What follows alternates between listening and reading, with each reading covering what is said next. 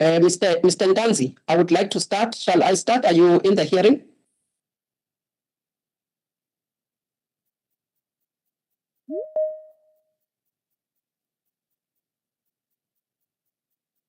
Chairperson, I propose that we start at 1:30.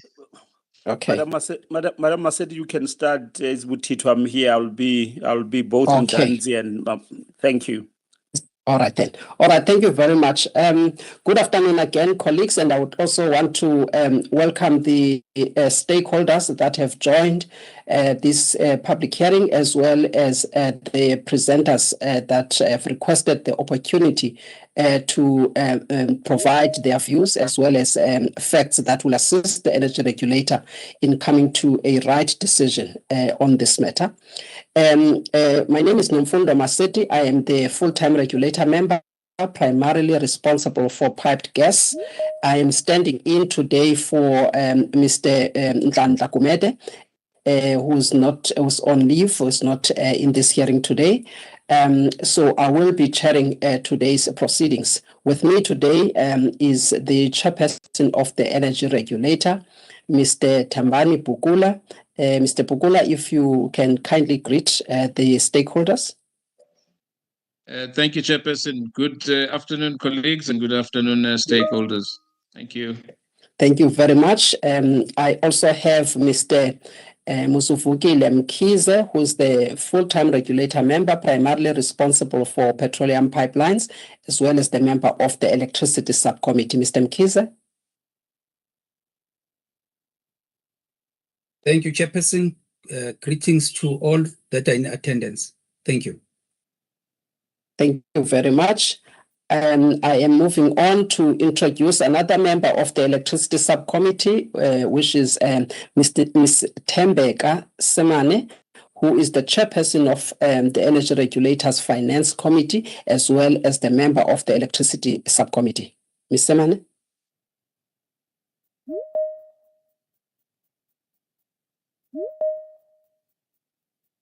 Ms. Semane, are you in? Okay. If you can kindly unmute yourself, Ms. Semane. All right, Mr. Chokwe, can we? Apologies, Chair. Yes, Okay. apologies. Yes, All right. I've changed devices. I hope I'm audible. Afternoon, Chair, Madam Chair. Afternoon, members of the public. Thanks. Thank you very much. I've just Thank you very much. Mobile data. All right. Thanks. Thank you very much. I just want to make sure that I've introduced all the members of the energy regulator that are part of this hearing today. Mr. Chokwe, can you confirm that it is only the 4 members that are part of the hearing today? Chairperson, that's what I can confirm. Thanks. All right. All right. Thank you very much. All right. I would like then to proceed to introduce the matter and place it on the record today. Oh, yeah, apologies. I'm here. Let me introduce another member of the energy regulator, Ms. Nomalanga Sithole, who is the CEO of NERSA and the member.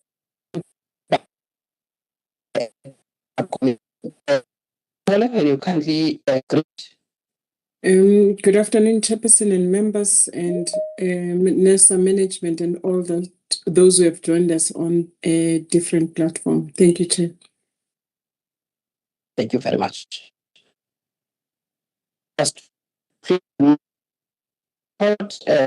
Today's hearing is about the regulatory role or network charges for third-party wheeling of energy.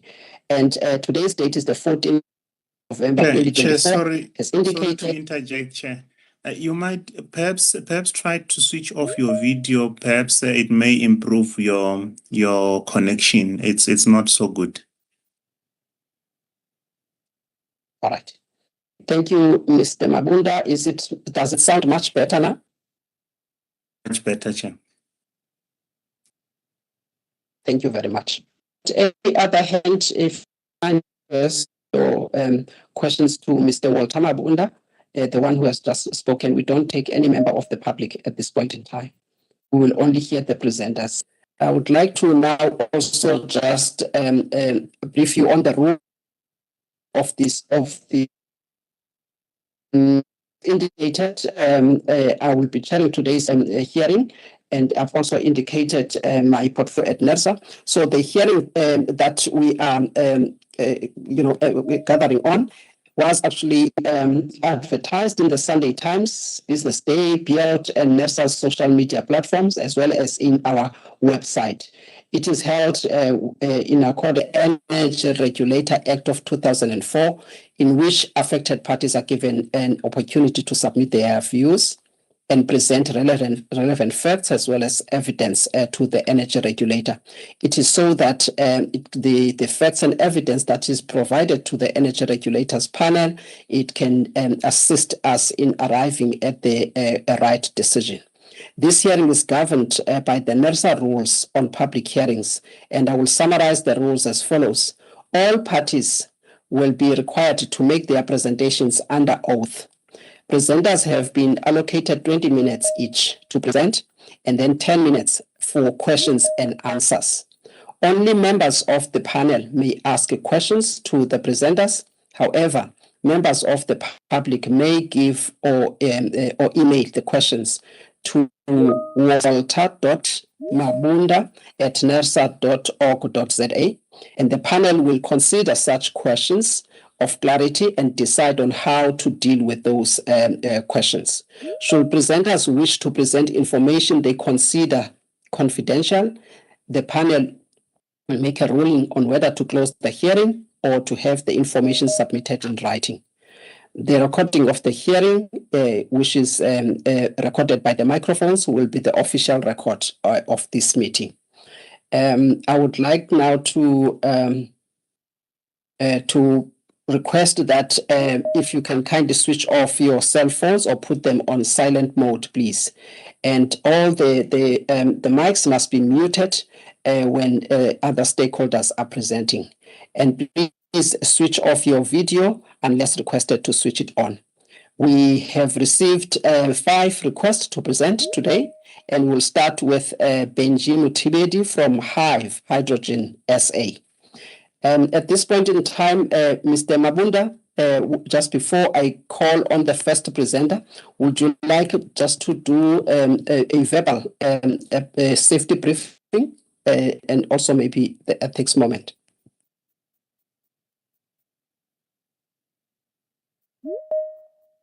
Good afternoon, Chair.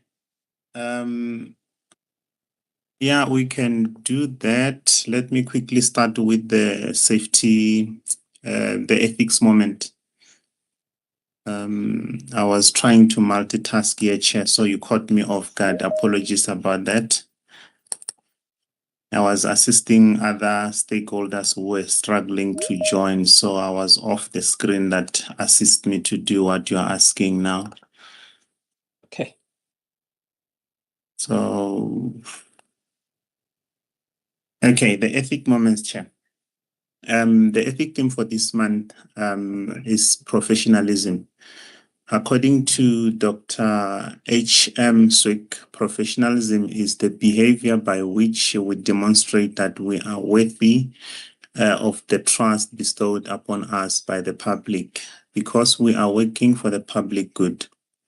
The NERSA values describe professionalism as encouraging the maintaining of high standards of professionalism, competence, and independence among teams by means of effective communication channels so that everybody is treated as a stakeholder. It is contended that professionalism is demonstrated by a series of behaviors and attitudes expected of persons within their roles, which uphold the highest standards and the competency, ethical conduct, integrity, respect, and accountability. With this in mind, Chairperson, employees, management, and NERSA regulator members are encouraged to embrace and practice the NERSA value of professionalism and its guiding principles. I thank you, Chair. In terms of the evacuation, Chair, there is no shorter version of it. Perhaps we may skip it for now, Chair, to save on time. Okay. I'll be guided by you on that one. All right. Now we can skip it, but next time we should have a verbal safety briefings. Noted, Chair. All right. Thank you very much. All right. I would like then to call upon the first presenter, and I've got the name of Benji Mutibedi from Hive Hydrogen SA. If you can kindly switch on your camera.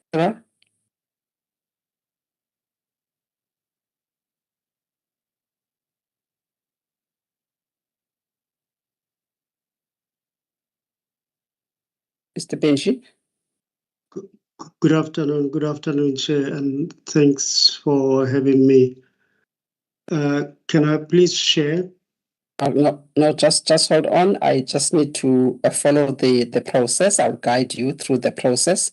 All right. We first, yes. Would like to swear you in. If you can kindly raise your right hand and affirm the following. Do you solemnly declare that the evidence you are going to give this panel is the truth and the whole truth? I do. For the record, may you please state your name, the organization, and your designation? Benji Mutibedi, Hive Hydrogen South Africa. I'm the legal and regulatory director on the project. All right. Thank you very much. You may then start with your presentation, and you have 20 minutes for your presentation. Yeah, thank you, Chair.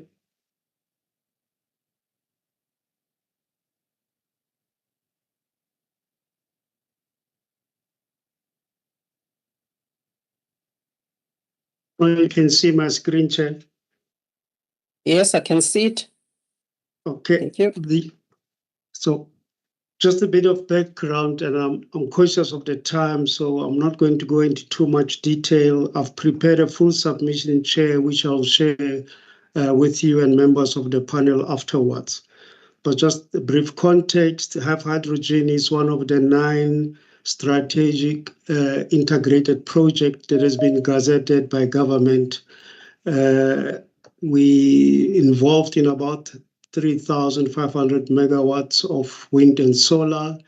The ultimate objective is to wheel that power of some 500 kilometers to Kucha CDC to produce green ammonia for export to Southeast Asia and to Europe. So what we did as part of the project development last year was to look into wheeling charges and see what the impact is on that.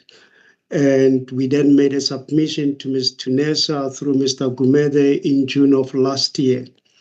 So, and now that the consultation paper of the 9th of August has been issued, we now have an opportunity to look at it again. And we're thankful for this opportunity to make further submissions. So basically, this is just by way of background, and I won't go into too much detail. As I said, I'll share this.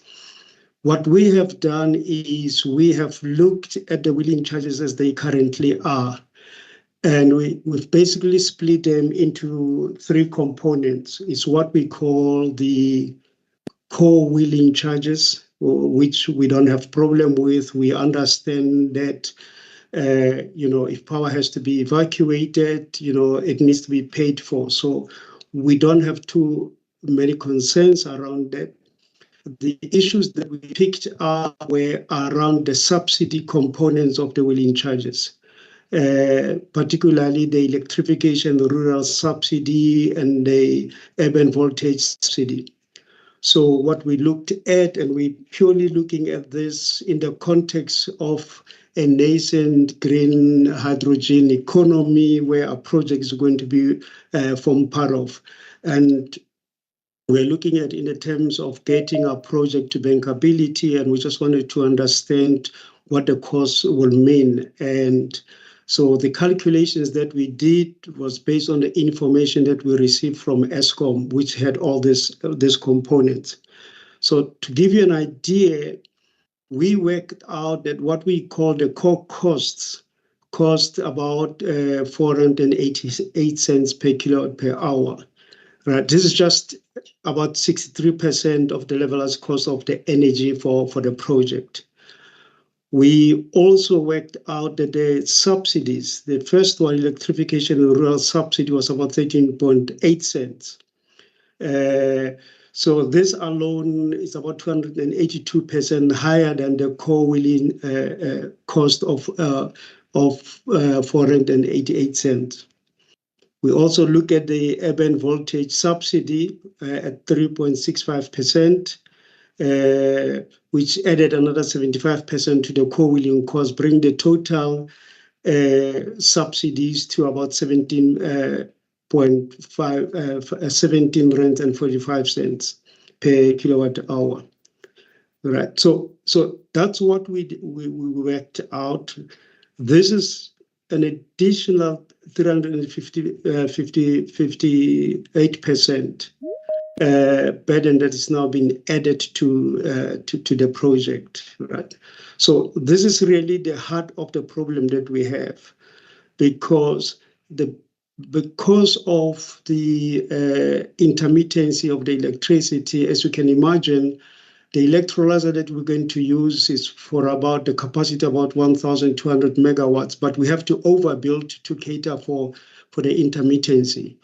So we're going to be wheeling all that power, right? And the cost of all that is about 55% of our total project cost of about $5.8 billion. So it's about 59%.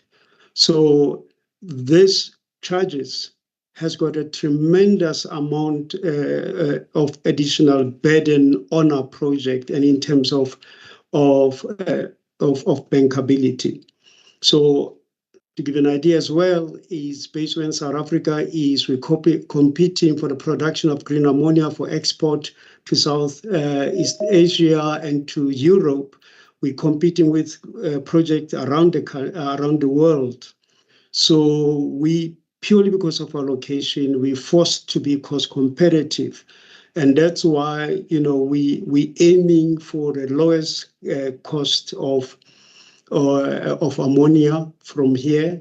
But when we add all this, particularly the subsidies to the cost, they are now increasing our targeted price of $715 per ton of ammonia to about $850. That's about 18.8%. That we now have to increase it on in order to maintain the bankable IRR for equity investors. So these are the calculations, that we have done. I'm aware that the consultation paper issued in August this year does not specifically make reference to electrification and rural subsidy or the urban voltage, but it does make reference to the subsidies. And, and it does justify why those subsidies are. So, and we're aware that, the network suppliers like ESCOM or NTSA still have to develop their own policies and so on. But we're concerned about, especially for the bankability of our project, but not only that, but all the other projects that are in the nascent green ammonia economy, might be faced with the same thing again for as long as the subsidies are there. So what we think should be done, and you'll see in the paper that I've submitted, and for the sake of time, I won't go into too much detail. I'll just make reference to that. So the first recommendation that we have made, and this really comes from the JRIP of 2023-2027 published by government. In that, government have said that, and I quote here, is that clarity on the wheeling framework is crucial to reducing project risk and moving more projects toward financial viability.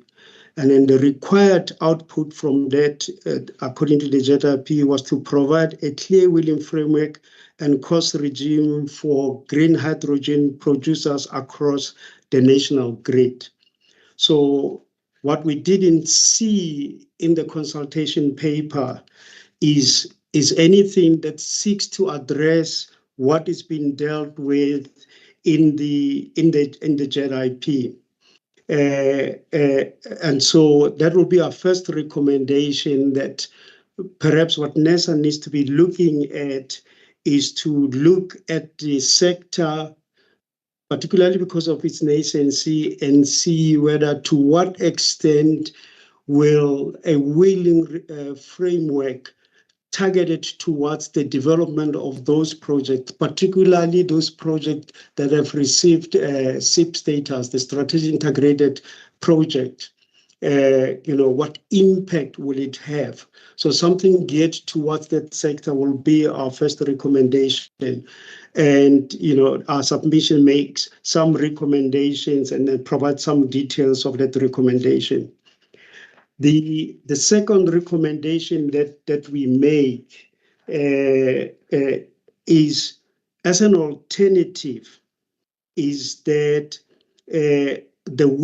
if there is not a specific framework for the green hydrogen sector or green hydrogen economy, then the framework in the consultation paper should perhaps be amended to focus really around the core wheeling charges, i.e., for all the green hydrogen projects with a SIP status should be excluded from the subsidies. Because I think the problem we're having, as this table shows, is that the subsidies add an extra cost without necessarily being cost reflective, without necessarily reflecting the cost of wheeling power from the generation side to the production side. And this is key for us because we're not going to enter into any PPA with any generator. We're going to generate ourselves. We're going to consume ourselves. And all what we're going to be doing is asking the NSP to will the power for us. So we're asking as a second alternative is to purely for SIP status project, limit wheeling charges to the core cost of wheeling the power and eliminate the subsidies. And we go into details in terms of what it entails. As a third alternative, if the first two are not palatable for NESA, we're saying, well, if you are going to include the subsidies, can you at least make sure that they do not exceed, or in fact that they are actually below the core wheeling costs? So that will be our third recommendation, because to have a situation as this table demonstrates at an additional cost to the project, they make it very difficult for them to be bankable. And looking at the time, I will stop right here, Chairman, if that's okay with you. Very much. Yes, you have saved us some time, and we appreciate that. Thank you for your presentation. If you have a pen and a paper, I would like to invite my colleagues to ask questions of clarity on your presentation.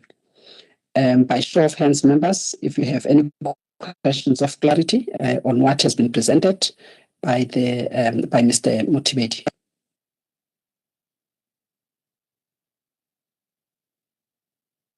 Okay, let me start. All right, Mr. Mkiza. Thanks, Chairperson, and thanks to Mr. Motibedi for the presentation. Just want to check with him to confirm that it doesn't see anything inherently wrong with what or problematic with the charges as they stand, but is just looking at a special dispensation for SIP status projects or green electrification projects. That is one, just to confirm that, so that I'm clear in my mind. And then secondly will be then to say, as I know you've got three options that you have put forth or recommendations. I'm saying, have you considered the fourth one, which will be providing for that outside the charges as they stand, because there is a, I would say, green or hydrogen drive to then say cater for that outside of these wheeling charges that you are looking at. Just to get it from your side, instead of letting these rules be and the charges incorporate what pertains to the wheeling of hydrogen. I'll leave it at that. Thank you. Thank you, Mr. Mkhize. If I can just ask two questions of clarity from my side. One is on the proposal that NERSA sets a limit on the charge. Are you suggesting that NERSA should sort of set a cap, a maximum wheeling charge? And if so, what should that maximum be based on? Will it be based on the cost incurred by a specific network operator for allowing the access to the capacity to the grid? Is that what it should be? It should be based on. And the second question that I wanted to find out is on the issue of the low voltage. I didn't get the essence of your concern there. If you can kindly clarify that. Those are the two questions of clarity from my side. You may proceed, ma'am. Thank you, Chair. Just to get back to Mr. Mkhize. Mr. Mkhize, your fourth proposal is actually our first proposal. So what we're saying is when you look at the JET IP, one of the required output was to create a wheeling framework specifically for the green hydrogen economy. So that's the first recommendation that we're asking, that NERSA should be looking at that. And the reason why we're recommending that as the first priority is because when that is being developed, consideration will be given to what will it take to get the project bankable in a nascent economy, in a nascent sector that has to compete with the rest of the world, especially in the context where green hydrogen is going to play a critical role in decarbonizing various sectors of the economy. So a wheeling charge that look into that, because wheeling has been identified as one of the 7 challenges to this economy. So a development of a wheeling framework will consider the other 6 mentioned in there and say, in the context of this, where should the level of wheeling charges be placed at? So that's our consideration. That's our first recommendation. The second one we're making, just to contextualize the first one, is to say, if you're not going to look outside this consultation paper, but you're going to stick to it, the second one is, can you please, and I think Chair is going to answer your question as well, can you please then focus purely on the 3 elements of what is core wheeling? And i.e., therefore, that means that the issue we're having is with the subsidies. That's where our biggest challenges are, because those subsidies even exceed the core wheeling charges. And if the position paper sticks to its core principle of cost reflectiveness, we don't mind, we understand that we can't avoid paying for wheeling. We have to pay for that. The issue we're having is that level of wheeling. So if you were to remove the subsidies from the core wheeling charges, that will go a long way for us. So that's the second alternative. And if that still doesn't work, we're now saying as the third alternative, if you're going to include the subsidies, and I think there are also municipal charges, can you please limit that to the core wheeling charges? So in the example that I've given you is, we have worked out that the core wheeling charges are R4.88 per kilowatt hour. So what we're saying is, whatever subsidies the SIP status project have to pay, they should not, it doesn't matter what you call them, whether it's a low voltage subsidy, whether it's rural subsidy, whatever subsidy they come up with, can they not individually exceed the level of the core costs of wheeling? And as I've tried to demonstrate in my diagram, is that we're sitting at 488 cents. The subsidies are sitting at 17 rand and 45 cents per kilowatt hour. That has got a huge impact on the project. So I don't know, Chair, if I know I've tried to explain to Mr. Mkhize that his fourth alternative is actually the first one. But also in terms of the maximum I'm talking about, to answer your question, Chair, is if you are going to include the subsidies, can you cap them to the level of what it costs for the core wheeling charges? Thank you. I trust I've answered your questions. You have. Thank you very much. I think you also clarified Mr. Mkhize's questions. Thank you very much. We don't have any further questions, and we thank you for your time and your presentation. We will then move on to the next presenter. Thank you. Sorry, Chair, before you do, can I just email this to the same address that sent the invite? Yes, walter.mabunda@nersa.org.za. Okay, I'll do that, Chair. Thank you very much. All right, thank you very much. Your time. Thank you very much, Mr. Mutibedi. We now move on to the next presenter. We've got Leslie, is the member of the public. I can't pronounce the surname, so I will wait until it is pronounced correctly, then I'll follow through. Will you please activate your camera?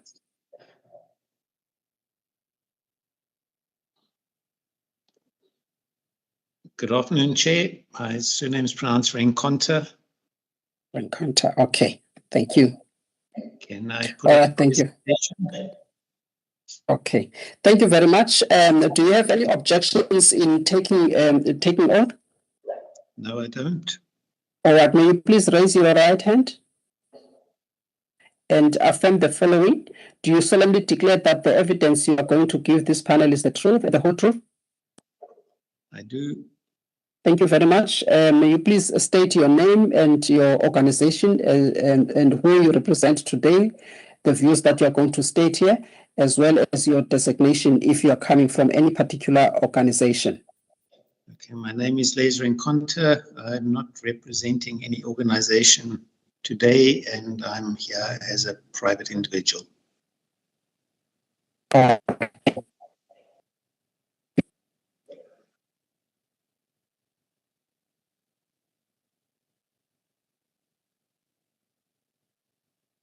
Can I share my screen, Chair? Yes. All right.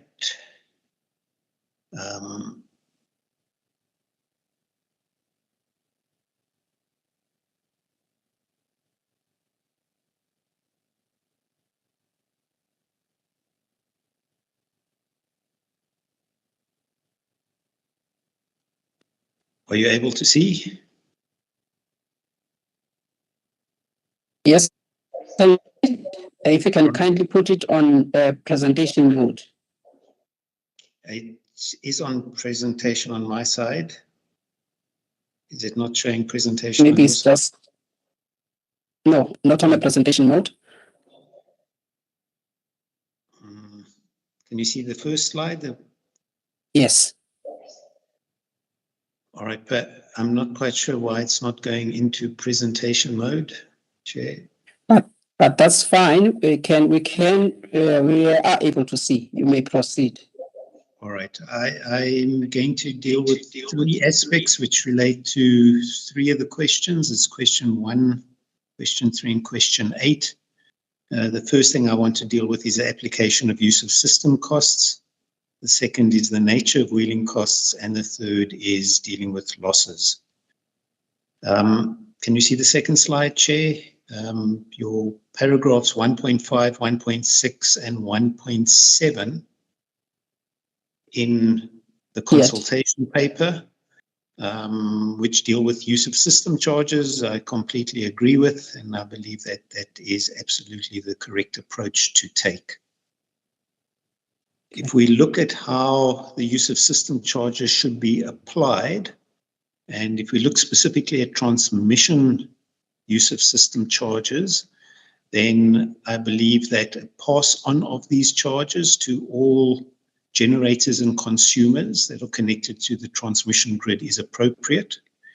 And any network service provider, distribution network service provider connected to the transmission grid should likewise pass on those costs to any distribution connected generator and any distribution connected consumer, or any secondary distribution network service provider.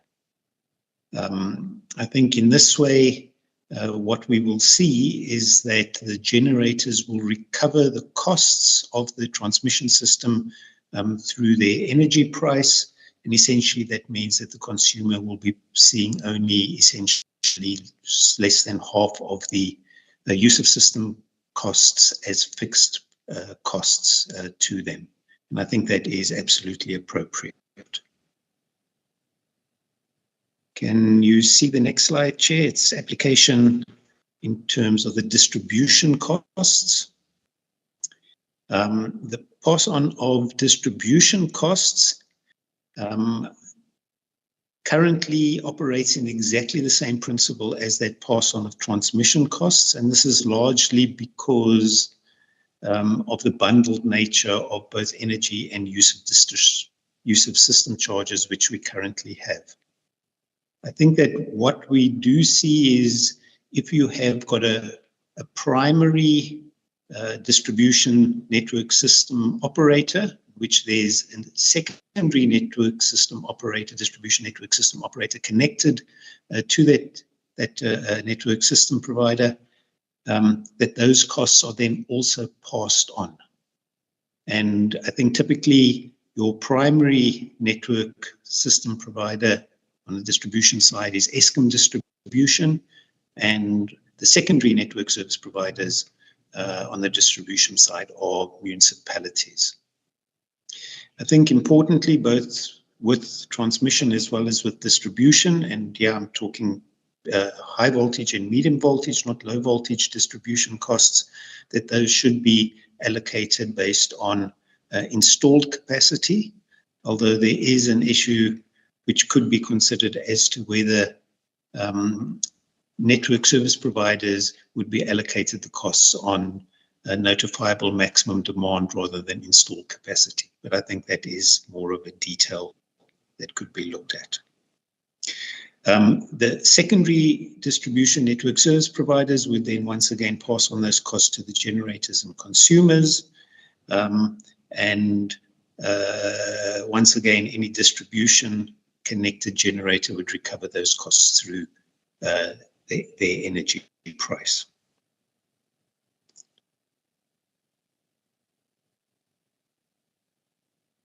This approach of the pass on, as I said earlier, is the inherent methodology which is currently being applied while the tariffs are bundled, because this is an appropriate methodology for passing on energy costs.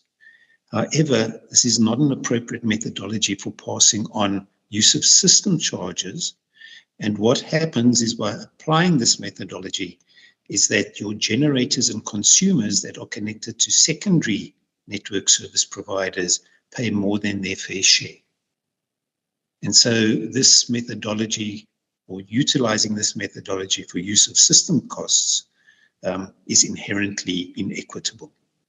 And the table shows an indicative allocation of costs on rand per kVA for a particular model which has got both primary and secondary distribution network service providers in the system. And you can see that the primary network service provider has got the lowest costs, and then the secondary network service providers have got significantly higher costs. And these are the costs that are being passed on to the end consumer. So the end consumer, if you connected to secondary distribution network service provider or municipality, inherently is paying higher costs than if you're connected directly to Eskom distribution network service provider. I think if we want to look at making it equitable, then what we should say is that all the distribution use of system costs should be bundled together, and they should be allocated equitably amongst all the end consumers and generators that are connected to distribution networks.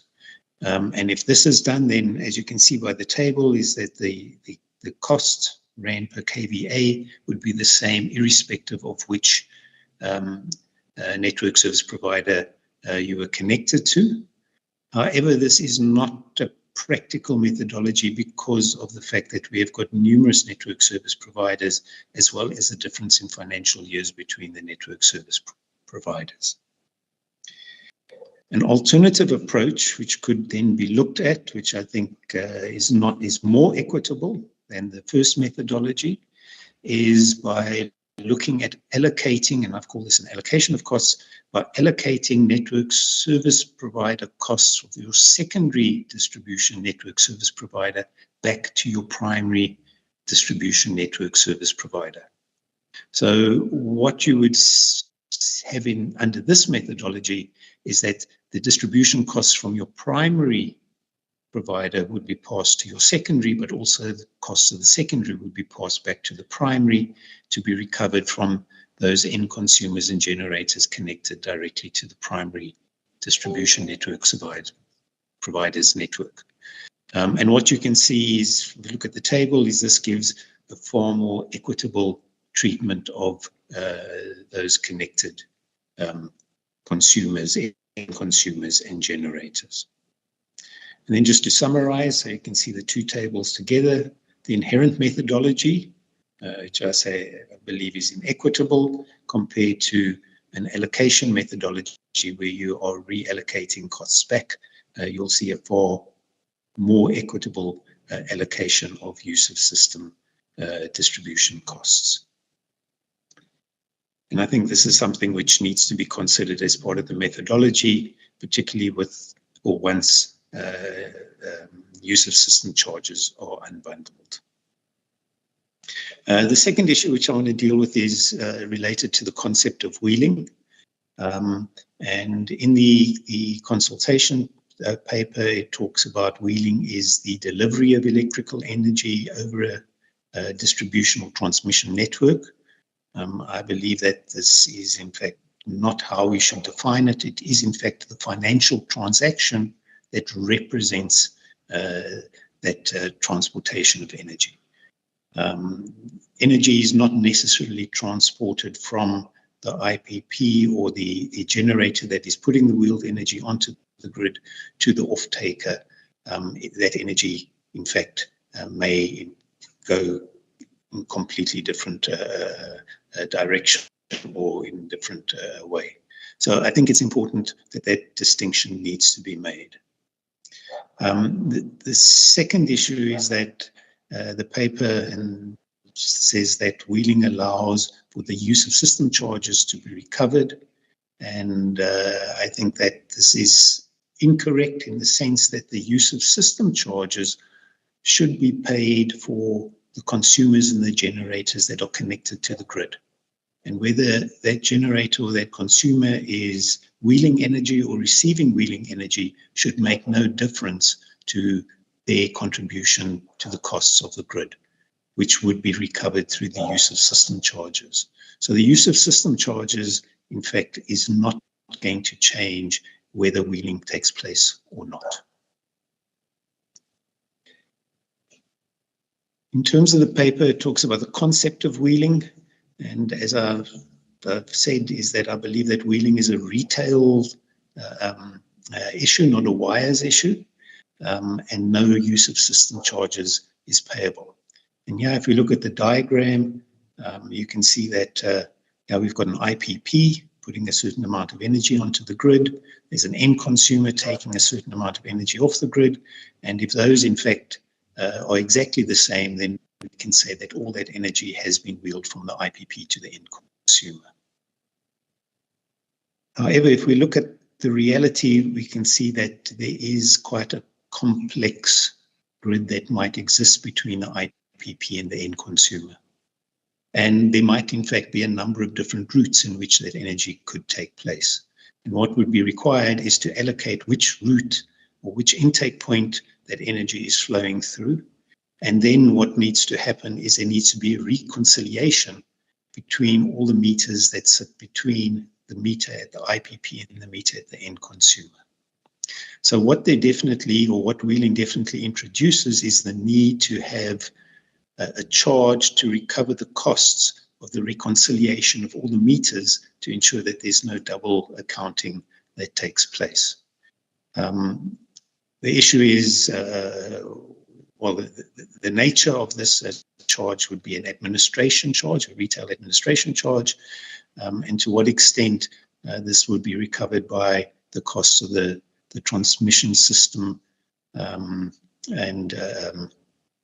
the TSMO cost, or whether this should be a cost that is directly payable to each of the network service providers, I think is something that can be explored, but it is essentially just an administration cost to ensure that the system doesn't allow for a double accounting in the wheeling allocation or the wheeling processes. The other thing which I think is quite important is dealing with network losses. And I think here we see that if we're saying that the IPP is connected to one particular network service provider, which may have 20% losses in that grid, and the end consumer is connected to another network service provider with 10% losses, if wheeling did not take place, then the total amount of energy, for example, could be 10,000 kilowatt hours, and let's say it's a cost of R2, then that would need to be recovered from 9,000 kilowatt hours of energy sold, which means that the price would need to be set at R2.20 to recover the full 20,000 Rand cost. If wheeling takes place, then no revenue is recovered, or energy revenue is recovered from the end consumer, but that end consumer still needs to pay that additional 20 cents to the network service provider to recover or to account for their 10% losses in the grid.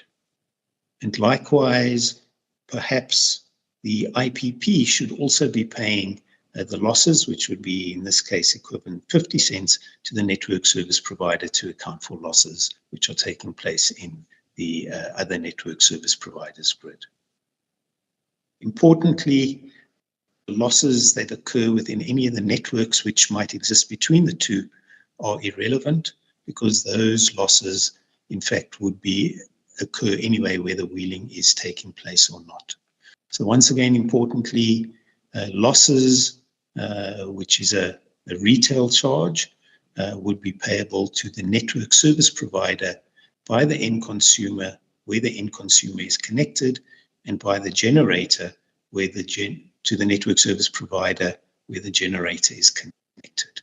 So there would be no allocation of those costs to any network service provider that might exist between those 2 points.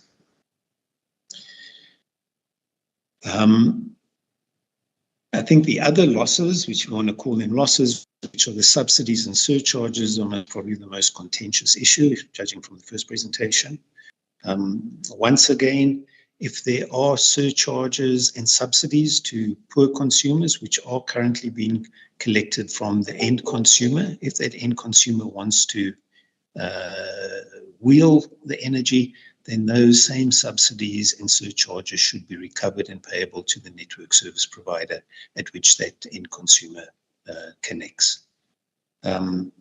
Whether surcharges and subsidies should be recovered from the generator is another issue which I think can be debated, but there is an argument to say that all players within the supply industry should be contributing towards subsidies for poor consumers. So those subsidies, which are, once again, are retail subsidies, could be recovered from end consumer generators and the traders themselves. So just to summarize, saying that the wheeling tariff should consist of just your network or your metering admin fee, your network losses component, your subsidies and your surcharges. No use of system charges payable linked to wheeling. The wheeling tariffs would not need to include use of system charges unless the energy and the use of system charges are bundled. And I think that is very much currently the case. And that points to the fact that the unbundling of tariffs becomes absolutely paramount, with use of system charges ultimately being regulated by NERSA based on efficient costs of the network service provider, and the energy charge has been regulated through the energy wholesale market, and then with NERSA regulating a pass-on, where pass-on of those costs is being made to regulated customers. Thank you, Chair. Thank you very much, Mr. Cohen, for the presentation. I would like to then invite the team from NERSA, my colleagues, to ask questions of clarity on your presentation. Any member of the public that is connected to this call, if you have any questions, you must send your questions to Mr. Walter Mabunda.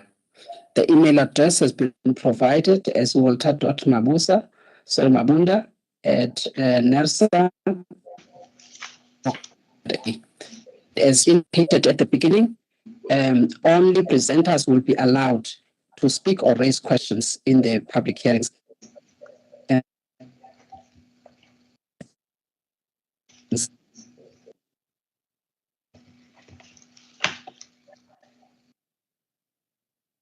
If you are given the platform to speak.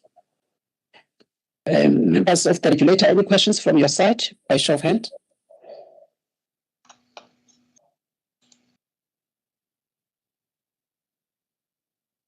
Okay, Mr. Nkiza? I think, thanks first of all, Rencontre, for the presentation. When we talk of the allocation methodology, it was for the first one, we had cited practical application challenges. Are there any practical application challenges that you foresee with the allocation methodology? And when I go to slide 13, because you've got those losses that will vary, and I'm just looking, is there any opportunity to use an average throughout, or just to simplify the application of your suggestion? Because whenever we're looking at a mechanism and rules, we also need to consider the ease of application thereof. Just want to ask that question. Thank you. Thank you, Mr. Nkiza. Any further questions from the members of the regulator? You may go ahead, sir, and respond to the question from Mr. Nkiza. Doctor, please unmute. I had muted you to control the feedback from our end.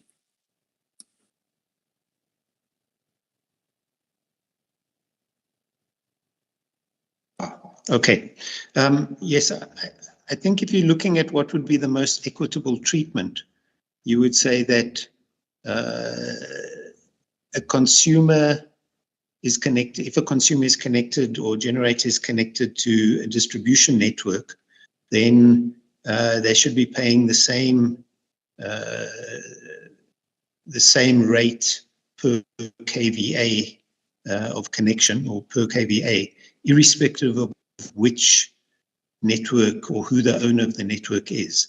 And therefore taking all the costs and adding them together and dividing them amongst all the consumers, I think would be the most equitable. But there are obviously going to be a number of issues related to that, particularly where you've got a situation where you have got, I think, quite a bit of difficulty in being able to determine what the efficient costs of those distribution entities should be.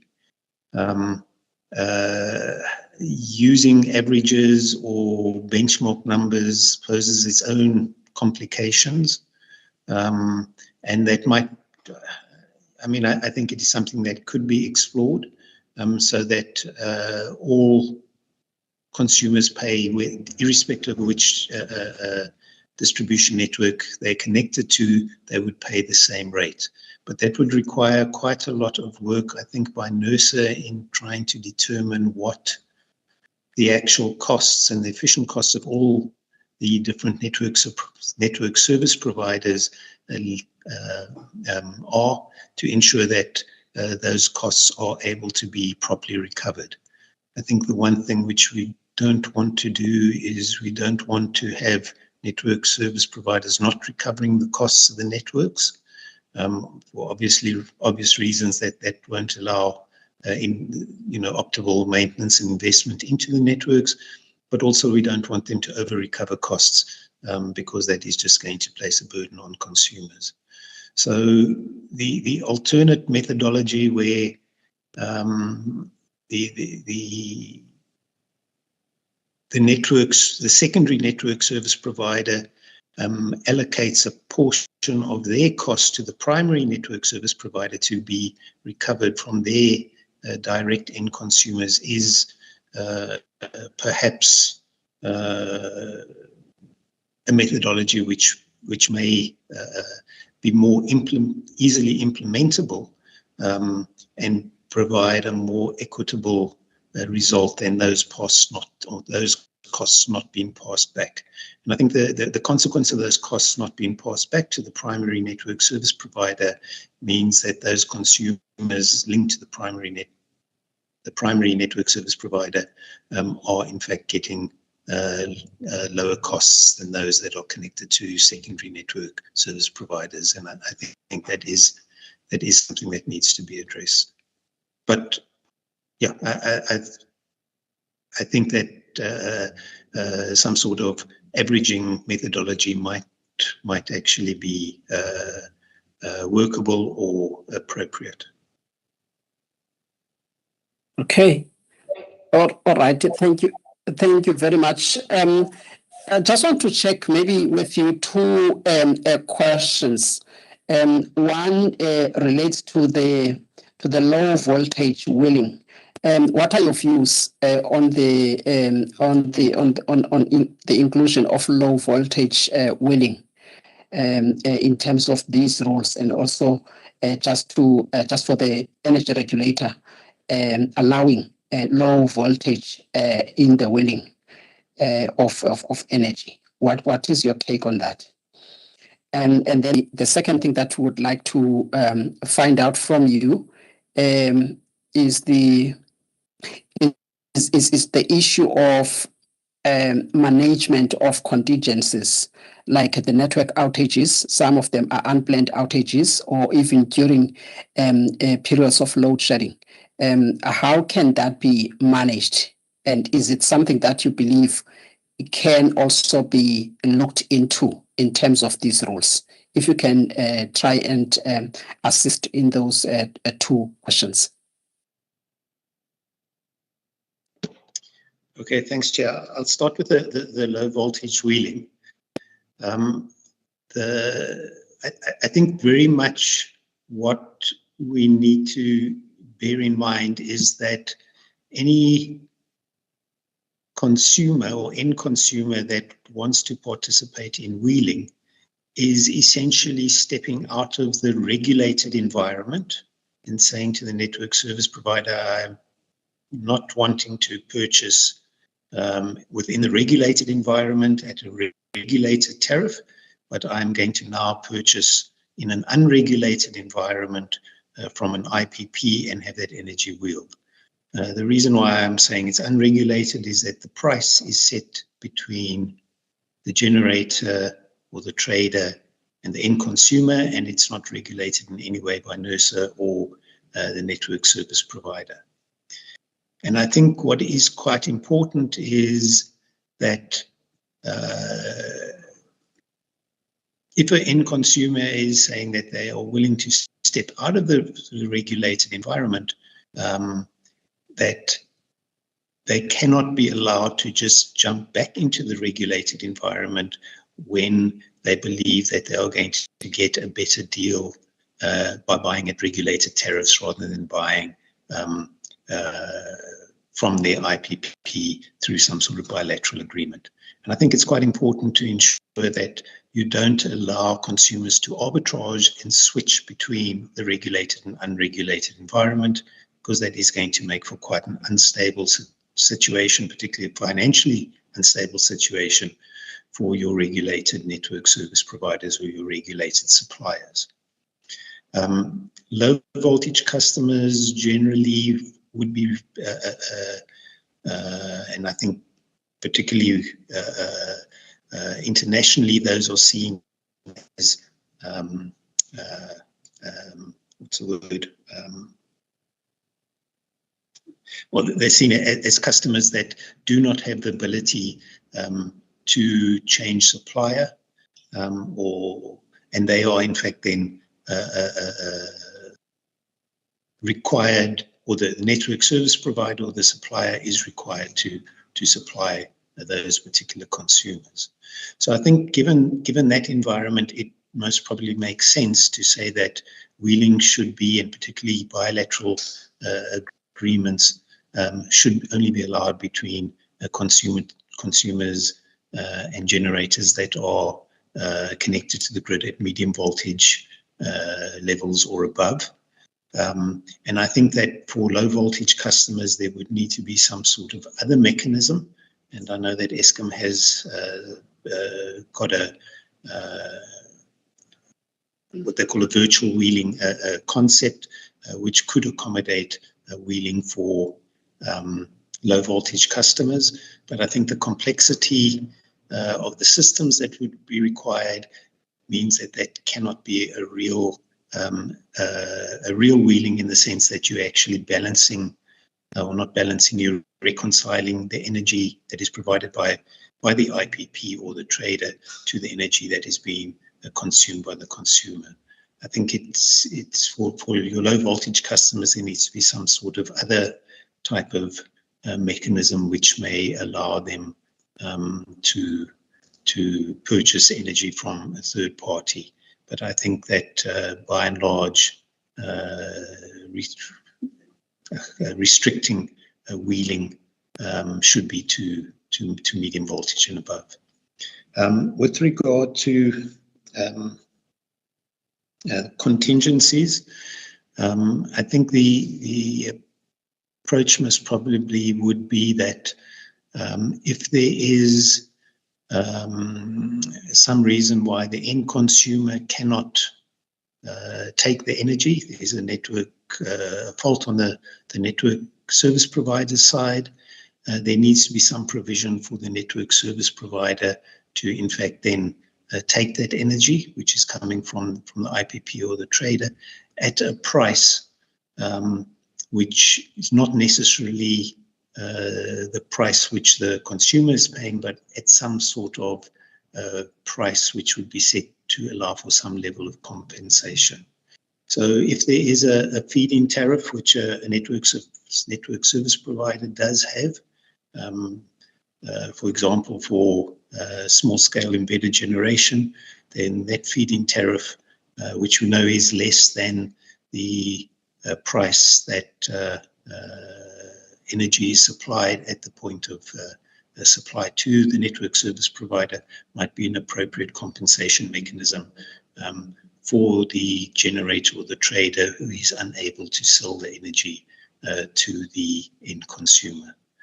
I think on the other side, where the generator is not able to put the energy onto the network, that should be dealt with not through a wheeling concept, but through the connection agreement between that generator and the network service provider. And I think that in that type of contract, you would generally have a certain percentage of downtime which would be allowed, and as long as that is not exceeded, then there would be no compensation paid to that generator. I hope that helps, Chair. Thank you.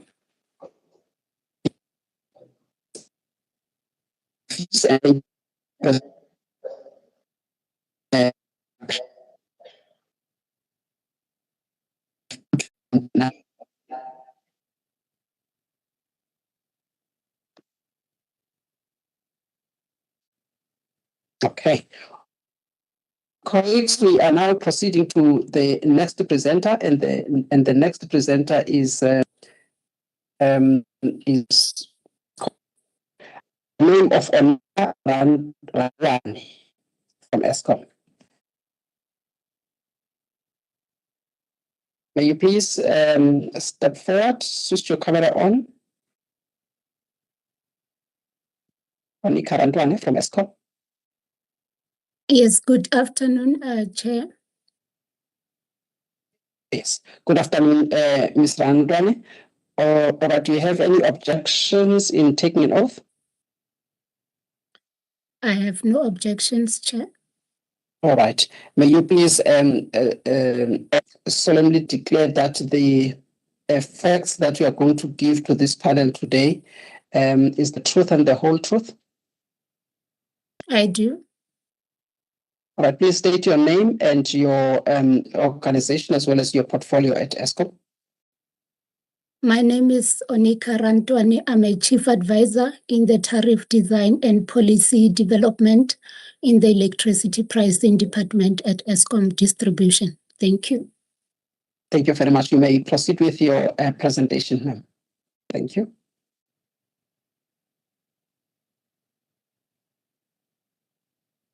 Okay, thank you, Chair. If you can just confirm that you are seeing my screen. Yes, I am. Thank you.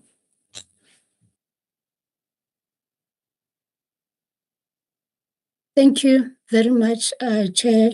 ESCOM really appreciates this opportunity for us to present our inputs. I will be presenting the overview of the ESCOM inputs. We have submitted detailed inputs as part of the consultation process. Just starting with the background, Chair, ESCOM has had a wheeling policy since 2008. So we have been facilitating wheeling transactions through the use of our network. But we understand that over the past few years, with the evolving electricity industry, particularly the relaxation of the licensing requirements for embedded generation, together with the goals for decarbonizing for the different sectors, we have actually seen an increased interest in private sector participation in wheeling and electricity generation. So a major challenge that we have faced really is the lack of a national methodology or guideline to guide the industry in terms of the standard wheeling rules. Therefore, ESCOM really appreciates this opportunity, and I think this is a very crucial step in regulatory evolution. We support NERSA's direction towards making this a transparent process, because we need to have rules that we can all work from as an electricity distribution and supply industry that promote energy access, competition, and provide stakeholder confidence. I think for our customers, this is one of the key steps also to make sure that there's clarity provided on the principles that are related to the tariffs and the access in relation to wheeling. Then I think I just want to, before we get into the actual inputs that has been provided by ESCOM, just to provide some key, the wheeling context in terms of the key parties and their roles in this transaction, because our comments are really based on this. We've got, I think, I would say 3 main parties, our generators who export energy onto the grid, and their responsibilities to make sure that the electricity that they export onto the grid is paid for through the use of system charges. Then we've got distributors or network service providers, in fact, which can be distributors or even the transmission network provider, which has an obligation to make sure that we provide network access and capacity for the generators to be able to wheel energy to the off-takers. And lastly, as the end users that are buying green energy or wheeled energy from the different generators, their responsibility also is to ensure that they pay the distributors retail tariff. So, Chair, in terms of the key principles that we support, and we've provided the details on this, ESCOM agrees with most of these proposals that are in the proposed rules. We support the key principles around cost recovery, tariff unbundling, but we have some amendments that we have proposed, and this is really to enhance the clarity in terms of what is applicable. So starting with the main key principle of unbundled tariffs and the principle of customers paying for use of system charges, we support NERSA's proposal to ensure that on unbundled tariffs, because it provides fairness and ensures that the use of system charges are transparently shown and paid for by both generators and off-takers. I think in the previous slide, I did indicate the key parties, and what is important about that diagram to have in mind is that we understand that in the wheeling transaction, the IPP can be located at a totally different place to the off-taker. And therefore, it's important that both parties contribute to using the network because they use the grid differently based on where they are located. Then, Chair, there is a section on the rules section 9.3 that lists the charges that should be included as part of the use of system charges. We support the explicit listing of these charges, but request that there's three main charges that we feel are not listed, which is the legacy charges, generation capacity, and ancillary service charges that we propose that are also separately listed to make sure that we cover all the wheeling related services. Then the next point deals with the cost recovery. I think we appreciate and support the fact that NERSA allows in the rules, proposes to allow the network service providers the right to recover additional costs that are linked to a wheeling service, particularly the cost of administering the wheeling service. And Chair, in support of these key principles of unbundled tariffs, ESCOM, in fact, has submitted a retail tariff plan to the regulator, which proposes tariff unbundling. And this is going to be an essential step to promote a balanced and transparent wheeling framework. Then, in terms of the requested amendments, I think key, we've got some inputs in terms of the definitions, but the key one that we felt needed to be included in the rules is a definition of wheeled energy.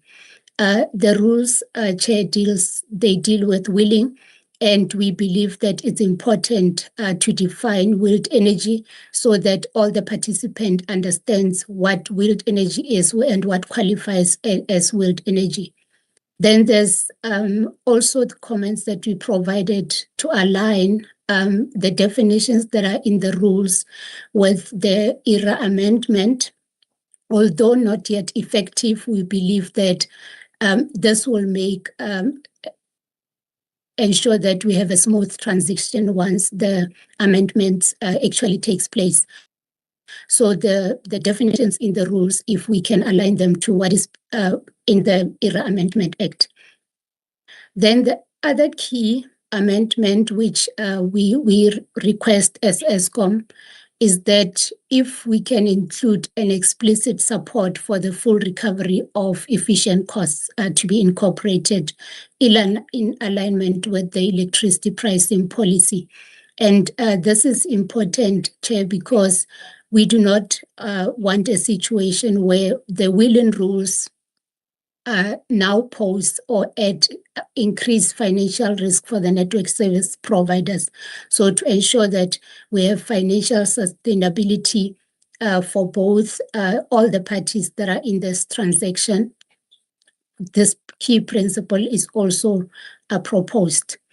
Then I think the other colleagues spoken to the losses, but we also proposed that the principles in the rules also talk to the appropriate allocation of the network line losses, and it's also to ensure that we don't pose additional risk to distributors, because the distributors incur losses to transport the energy from the generator to the load, and therefore it is important that they recover the cost of that losses.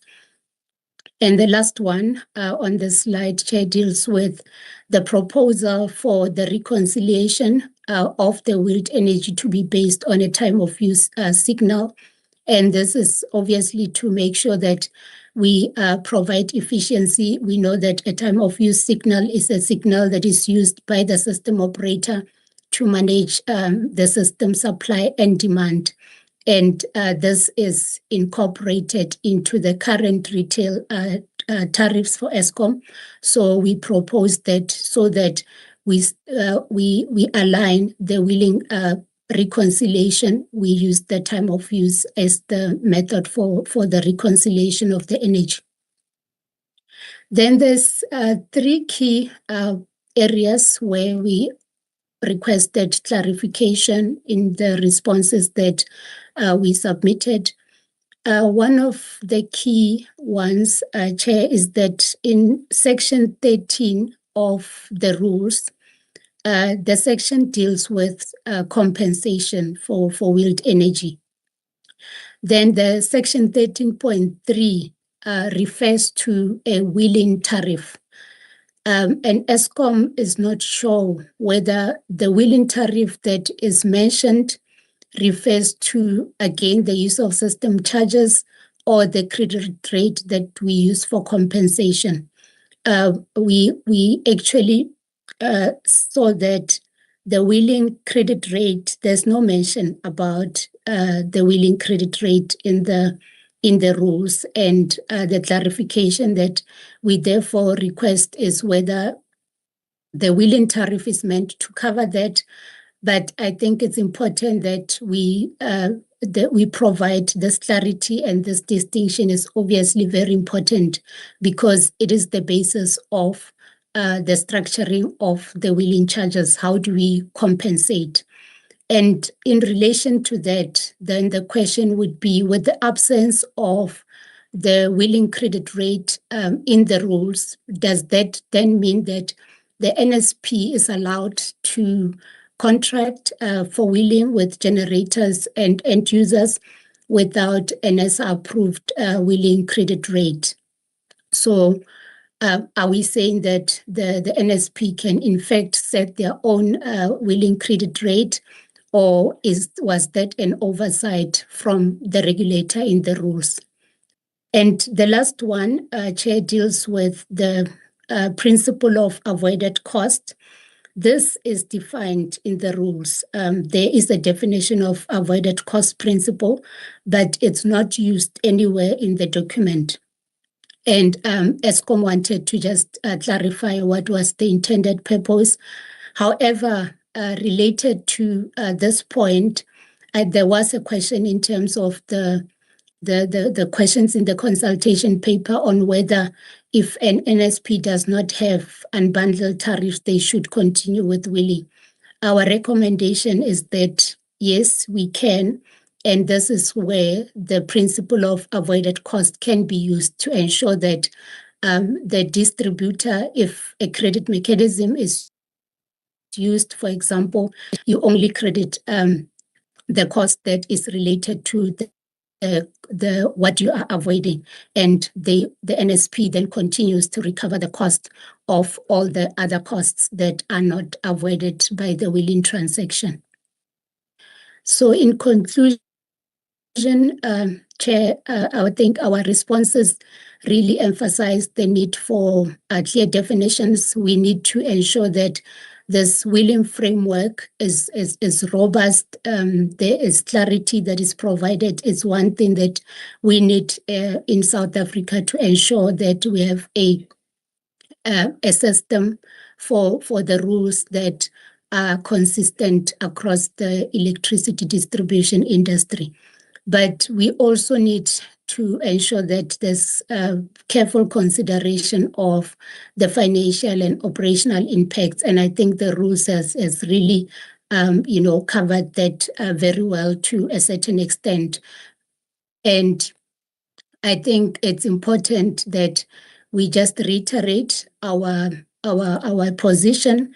We support the proposed rules with those amendments. We support the principles of non-discriminatory access, transparency, as well as fair cost recovery.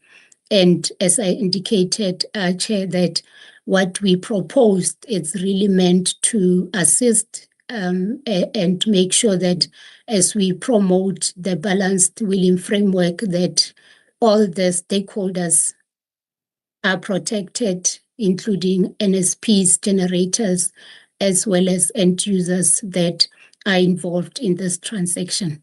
Thank you very much, Chair. Thank you very much, Ms. Randwan, for your presentation, and we appreciate the suggestions as well as the support that ESCOM is providing of the initiative of this intervention by the energy regulator. Thank you for your time. I would like to check if the colleagues from NESA have any questions of clarity on the presentation. By show of hands, if you do. Advocate Sithole, followed by Mr. Mkhize. Thank you, Chair, and thanks to Ms. Randwane for the presentation. Chair, I've got just 2 points of clarity. I may have missed them in her presentation. The first one is on the issue of network losses. She mentioned that there's a need to appropriately allocate the risk to avoid additional risk to licensed distributors. I think it was on slide 4 or 5, if I'm not mistaken. And I didn't see any proposal as to what is it that ESCOM or what is it that she is proposing as an appropriate mechanism of allocating the risk to mitigate that particular additional risk that is seen as a potential addition to the license distributors that we should have covered in the rules. And the second point of clarity, Chair, was with regard to the alignment with ERA. She mentioned that there's a need to align some of the definitions, but I didn't get a sense as to whether which ones are those that are deemed not to be aligned with ERA. Chair, those are my 2 points of clarity. Thank you. Thank you very much, Advocate Sithole. Mr. Mkhize, you may go ahead. Thank you very much, Chair, and thanks a lot, Madam Randwan. Just to confirm, from your side, you are of the view that NERSA should set the wheeling credit rate for compensation, which fits into the wheeling charge. I just want to check that if that's what. And then you're saying that in terms of avoided cost principle, is that the charges must be such that they equate to the cost that is being avoided in the wheeling arrangement. Just if we can just clarify the 2, and then thirdly, I think it's a question that's been raised earlier on regarding accommodation of low voltage wheeling. Just from your side, I would like to know what your stance is and the reasons maybe behind that, which could be able to enlighten us more. Also note that from your side, regarding your rules for refusal to wheel electricity to local authorities that are in arrears, considering the impact, what is your thinking around that, in noting the impact it could have in those wheeling arrangements between two parties? Thank you. Thank you, Mr. Mkhize. Ms. Randwan, I also have just one or two questions from my side. I would like to start off with the other charges that you are saying should also be taken into consideration, and those are charges pertaining to, you're talking about legacy charges, generation capacity charges, as well as ancillary charges. Is it your view that these are directly linked to wheeling, or these are charges that are connected to other services in the that not necessarily in the wheeling, or if your view is that they are directly linked to wheeling, how are they directly linked to wheeling, and which then will justify that they be included in the recovery of wheeling costs? If you please clarify that. That will be the only question that I have.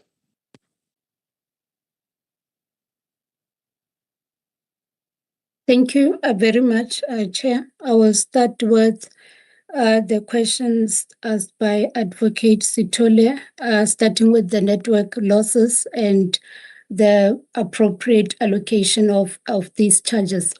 I think in our proposed inputs, Chair, what we indicated is that there's a need to reflect the true cost of losses that are incurred by both the generators and the loads. So if by stating that we need to appropriately allocate this, the risk that we are seeing is that if we enter into a wheeling transaction and the cost of losses is not appropriately structured or reflecting the true cost of the losses, which obviously needs to be approved as part of the use of system charges by the regulator, then it can put the network service provider at a financial sustainability risk.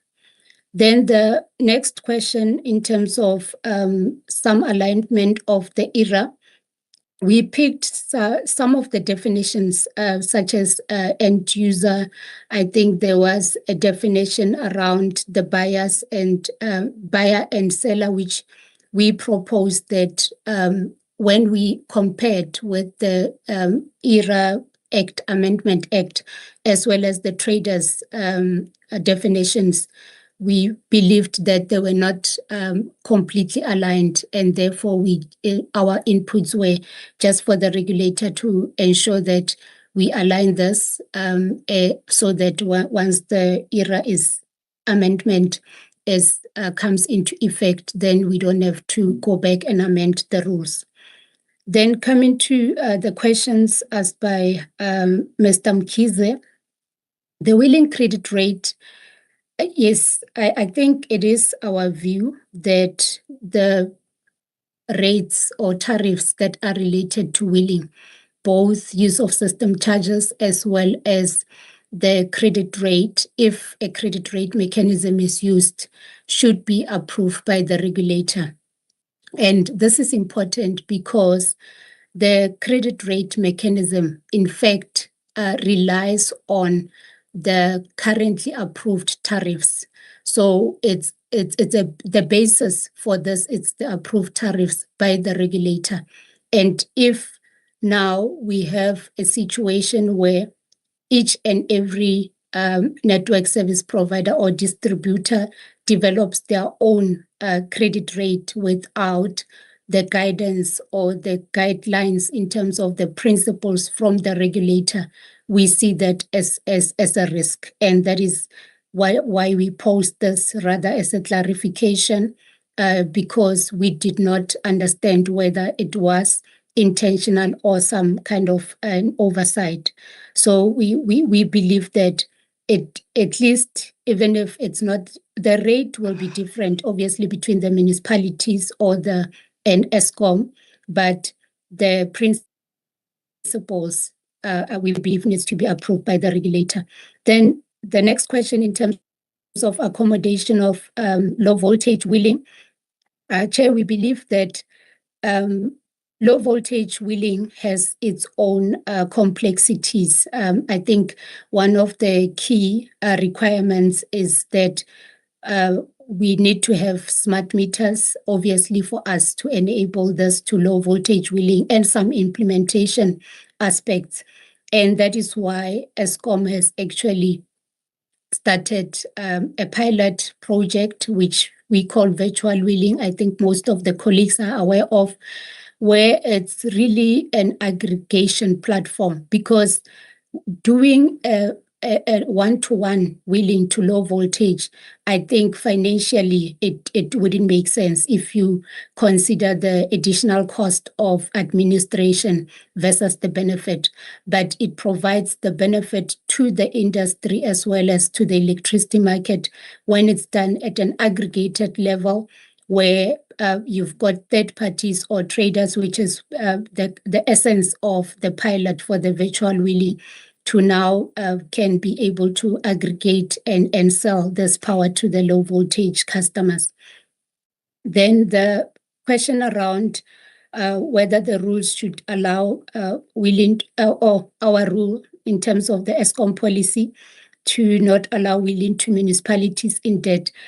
The reason for this is because the current wheeling framework that we've had since the establishment of the policy in 2008 is that it's based on a credit mechanism. So how it works is that the customer will pay their normal bill. For example, if they are on MegaFlex, they pay their normal bill. And then within that transaction, then ESCOM calculates what has been wheeled, and we have to give it back to the customer, because that energy does not belong to ESCOM, it belongs to the customer. So the issue is, if now the customer is in debt, and by the way, this is not a rule specifically for the municipalities, it's for customers that are in arrears or in debt. So if we are not receiving that money in terms of the payment of the electricity account, we obviously then are not able to provide the credit, because the credit basically says that we've over-recovered and charged the customer more for the energy that we did not provide, and therefore we give back what has not been produced by ESCOM. So if we haven't received the money, then we obviously won't provide the credit, and this is really the basis for the rules.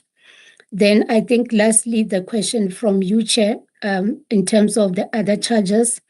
So the reason for these other charges, legacy generation capacity charges and the ancillary services charges, they are not necessarily charges that are specific for the wheeling transaction. The table in section 9.3 lists the charges for use of system charges payable by the loads. So these are the charges. Use of system charges are not payable by only the customers that are wheeling. Whether you are wheeling or not, ESCOM, as a generator, when you export energy onto the grid, you pay for the use of system charges. And as a load, when ESCOM provides energy to you, you pay use of system charges. So because the table talks to the use of system charges, that list, we believe that it needed to be updated to incorporate, the full spectrum of the use of system charges. But there are not additional charges when you get into a wheeling transaction. These are the charges that are applicable to every customer that ESCOM supplies. Thank you, Chair. All right, thank you for the of your presentation. Thank you.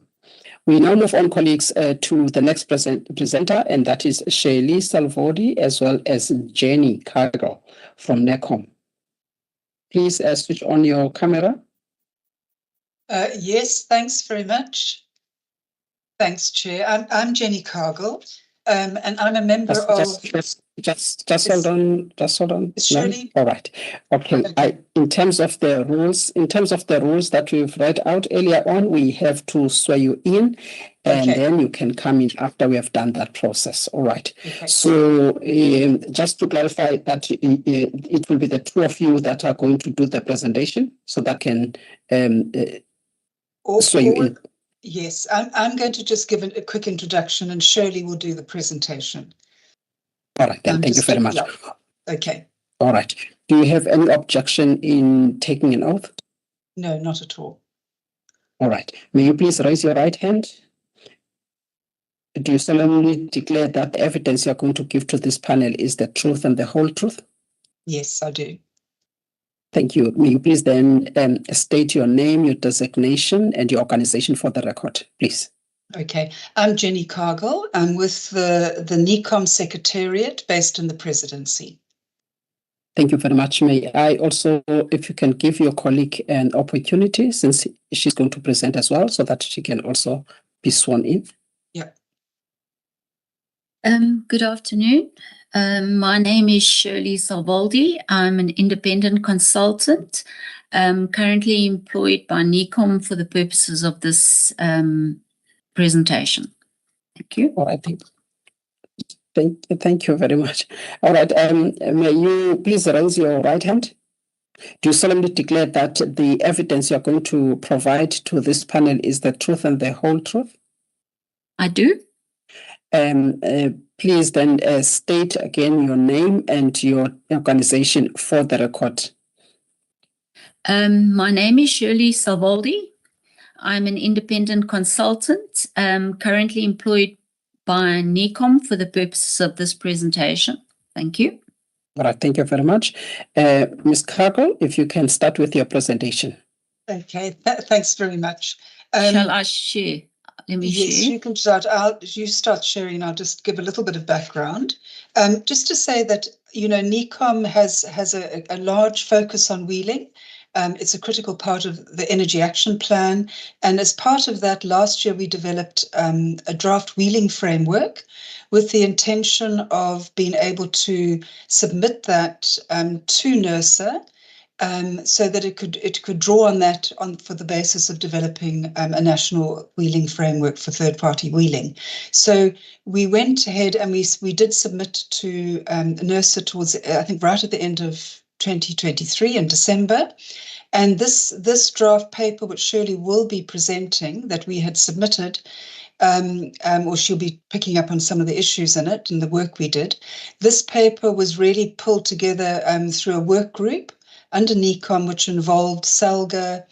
It also involved ESCOM. It involved several of the municipalities and the main several metros, as well as experts. So Shirley will give a response drawing on the work we've done. Thanks very much. Thank you, Chair. Just confirming you can see my the presentation. Yes, I can see it. Thank you. Thank you, Chair. Good afternoon, Chair, and all the regulator members and the members of the panel and the members of the public. We really appreciate the opportunity to provide feedback on this consultation paper, and the comments really are around enhancing some clarity and the effectiveness of the rules. We see this as a very positive step by the regulator and to enable, in particular, the wheeling in South Africa and to assist customers to achieve their renewable energy targets. So we're just going to go through sort of the main sections and where there's some inputs. Some are minor, some are a little bit more comprehensive. So the first thing is under the section that deals with scenarios, there's a missing scenario which deals with an Eskom connected generator to an Eskom connected load. That needs to be included so that there's just a more complete overview. On the minimum power threshold kilowatt hours and voltage, there was quite a lot of discussion on this, and ultimately it should actually be up to the distributor depending on their capabilities. So for example, Eskom, the Eskom presenter did mention virtual wheeling, where this is going to be used for low voltage customers. So, and this is really because this has been developed as a product. So we don't believe that the paper or the NERSA rules should specify this. When a distributor has to go to the regulator, they can put the motivation in why they are doing it or limiting it, and the rules around that. There are principles for wheeling that are contained in section 7, and they are strongly supported. There were some suggestions that the following was added by the NECOM members or the parties that were involved with NECOM. So, and I think this was also touched on with the previous presenter, that the nature of wheeling is financial. It's a financial transaction rather than a physical one, even though wheeling itself is using the physical grid. The actual accounting for it is a financial aspect, except for the use of system charges. There was also a question around load shedding. What happens when the network becomes unavailable due to faults or load shedding? So a principle maybe needs to be added to deal with that. Whether there is going to be some compensation, or if there's excess energy, how does it get dealt with? Then that a principle needs to be contained, it needs to be added, dealing with the kind of agreements between the off-taker and the network service provider. And we're going to touch on a little bit later the use in this consultation paper of the term network service provider. But on this is just to deal with what agreements need to be in place to deal with this accounting mechanism for the wheeled energy. And also the conditions that a network service provider can, where they can refuse to serve an intermediary where there's actual operational risks or constraints on a particular network.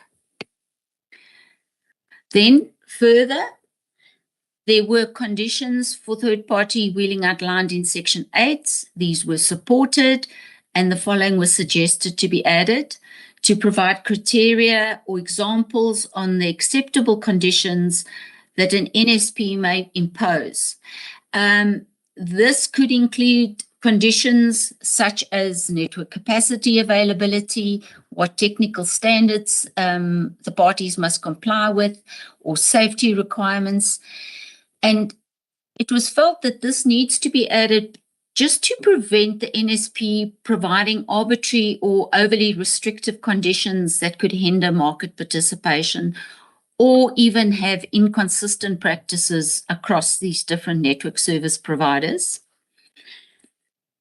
Also to be added is to define the process, the criteria, and the timelines for obtaining licenses and registrations from NERSA, including steps for renewable or amendments on these processes, so that the market actually understands these in a much better way. It allows for smoother processes and just greater confidence in this regulatory environment. Then in section 9, dealing with the unbundled use of system charges, there were some charges that were recommended to be added. The mention of capacity charges to apply for both generators and loads based on their notified demands and reflecting the costs associated with the using the grid, in particular to meet peak demand. So in the NERSA consultation paper, the use of system charges mentioned were very, very high level. And we also know that in the codes, in the tariff codes, there's a little bit more detail that deals with the use of system charges, and there should just be some alignment in terms of what comprises the use of system charges, but with some allowance for distributors to motivate the type of charges that they want. Also included was the comment around reactive energy charges could be considered for generators. Sorry? We missed part. I'm not sure if it's just me. I missed part of what you were saying. I'm not sure if it's from my side. Was it on capacity charges? Yes. So capacity charges are really those charges for the use, in this relation, for the use of the grid in order to meet peak demand as backup from the system. So it is supported that capacity charges in particular need to be listed, and also that there needs to be some alignment between the tariff codes and what is contained in the consultation documents, referencing and so on. Then reactive power charges, and this is for poor power factor, could also be considered for generators. But just as a side comment, this could also in future be dealt with through ancillary service charges as the market evolves. Then if there are additional metering or data collection costs or data management requests, these could also be explicitly included as a charge if those are not covered through the administration charges. And additional comment from the NECOM inputs was that congestion charges could be raised when the network is heavily utilized or where congestion is anticipated, but this in future could also be dealt with through the market code, because congestion charges are noted in the draft document that was developed by the NTCSA. Then next slide, I'm going to comment now. This is, I think, for us, one of the most important sections of the NERSA rules. But unfortunately, this section, when NECOM had submitted inputs into this NERSA process before the rules were developed, this whole section was removed or not included in the NERSA rules. So even though there is a heading that refers to the compensation mechanism, there is no compensation mechanism that is actually included in the NERSA rules. So one of the questions that NERSA asked was, if there are no unbundled tariffs, is it possible to still do wheeling? The thought is unbundled tariffs are obviously the ideal, but making it a prerequisite, especially when you have what is called the WEPS credit mechanism, if you use that or avoided cost credit mechanism, the need for unbundled tariffs is not a prerequisite.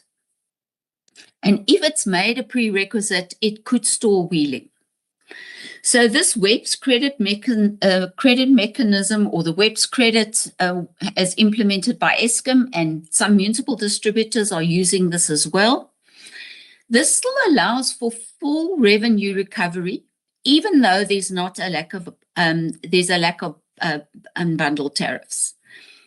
And this tariff is not a negative charge, but it's a charge on which a credit is based. And it's no different to a refund that is based on the NERSA approved tariff. The Eskom presenter made it very clear that what happens is this is giving back the energy that was charged for through the meter, but now needs to be refunded because it's not Eskom-owned energy or municipal-owned energy. So NERSA removed the reference, as I mentioned, to this wheeling credit or tariff compensation method. And this is based on the principle of the avoided cost to a distributor. So for a municipality, for example, the avoided cost would be what they would have paid Eskom for the energy, because they will be raising a charge for this to their end consumer, and then this refund needs to be based on the fact that they haven't had to actually buy that energy from Eskom, because it's on the basis of this avoided cost.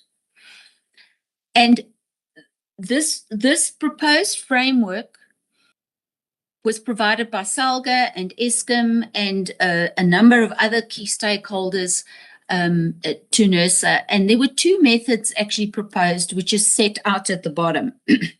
One is the WEPS credit rate, where you use your avoided cost. So for Eskom, it's what they would avoid paying the NTCSA, and for the municipality is what they would avoid paying Eskom for the credit mechanism for the wheeled energy. The second method is where you can separate the wheeled energy on the bill. So you could have explicit use of system charges for all the energy that's delivered, including contribution to subsidies, losses, etc. And then you would only charge the customer for the energy that they purchased from yourself. And going into the future, that is probably the preferred method. The results of both those methods will give you the same answer in terms of what the customer ends up paying on the bill. So that is the second method is the ideal, and we will probably all have to move to that method going into the future, especially when the market is initiated. But the first method is quite acceptable and still gives you the same answer. So this removal of this compensation method and to create regulatory oversight on how it needs to be done is concerning. It's an important aspect of wheeling, and it also ensures that other customers do not have to pay for the fact that there's a wheeling transaction, and that's why there needs to be regulatory oversight. So on the unbundled tariffs, a lot of the municipalities are going through a process of cost of supply studies to determine their tariffs for and unbundle them. And Eskom is also, through its tariff plan, is further doing some unbundling. And it's important that there's this fair wheeling methodology that ensures appropriate recovery for use of system and for any compensation method. So while these cost of supply studies are in progress and until fully unbundled tariffs are approved, then there's a need for this wheeling credit mechanism. So, and to provide this credit offset. It's going to provide clarity and transparency in the financial transactions, and it serves as a benchmark for calculating the value of this wheeled energy. So therefore, we firmly believe that this option needs to be included in the NERSA rules. It will provide financial stability and predictability for both generators and off-takers in this whole process. Then going on to some items that were not necessarily asked by NERSA or included, it believes that there's a section on international wheeling dealing with import and export needs to be included. And the rationale for that is that they pay NERSA-approved charges where network capacity is reserved within the borders of South Africa. And this is just to ensure fairness and non-discrimination and provide a clear framework. Then also on balancing, we know that in the engagements on the market code development, the question of balancing is going to be very important. So while this is not necessarily a use of system charge or a wheeling charge, reference to balancing should it's not a rule as such, but that there needs to be reference to balancing to ensure that parties understand that this is over and above the wheeling methodology. And balancing is very important to ensure stability and reliability of the grid, where generators and in future loads provide their schedules, and if they don't comply with their schedule, they could get paid or be charged balancing. Then, in terms of account aggregation, that there could be an inclusion for pooling and aggregation of customers through account aggregators, such as traders for wheeling transactions, and this will just allow for more equitable access to markets and understanding that aggregators can be accommodated. Then on the terminology network service provider versus licensee, one of the big things is that while wheeling is provided under a distribution license, under the network service provider in the distribution license, the wheeling transactions themselves are actually done on the retail side of the business. So while the NSP under license to operate the distribution network provides the use of system, it is the distributor as the licensee that raises the charges and handles the wheeling transaction. So a clear differentiation between the term network service provider and the distribution licensee function is necessary to avoid confusion. It wasn't understood why NERSA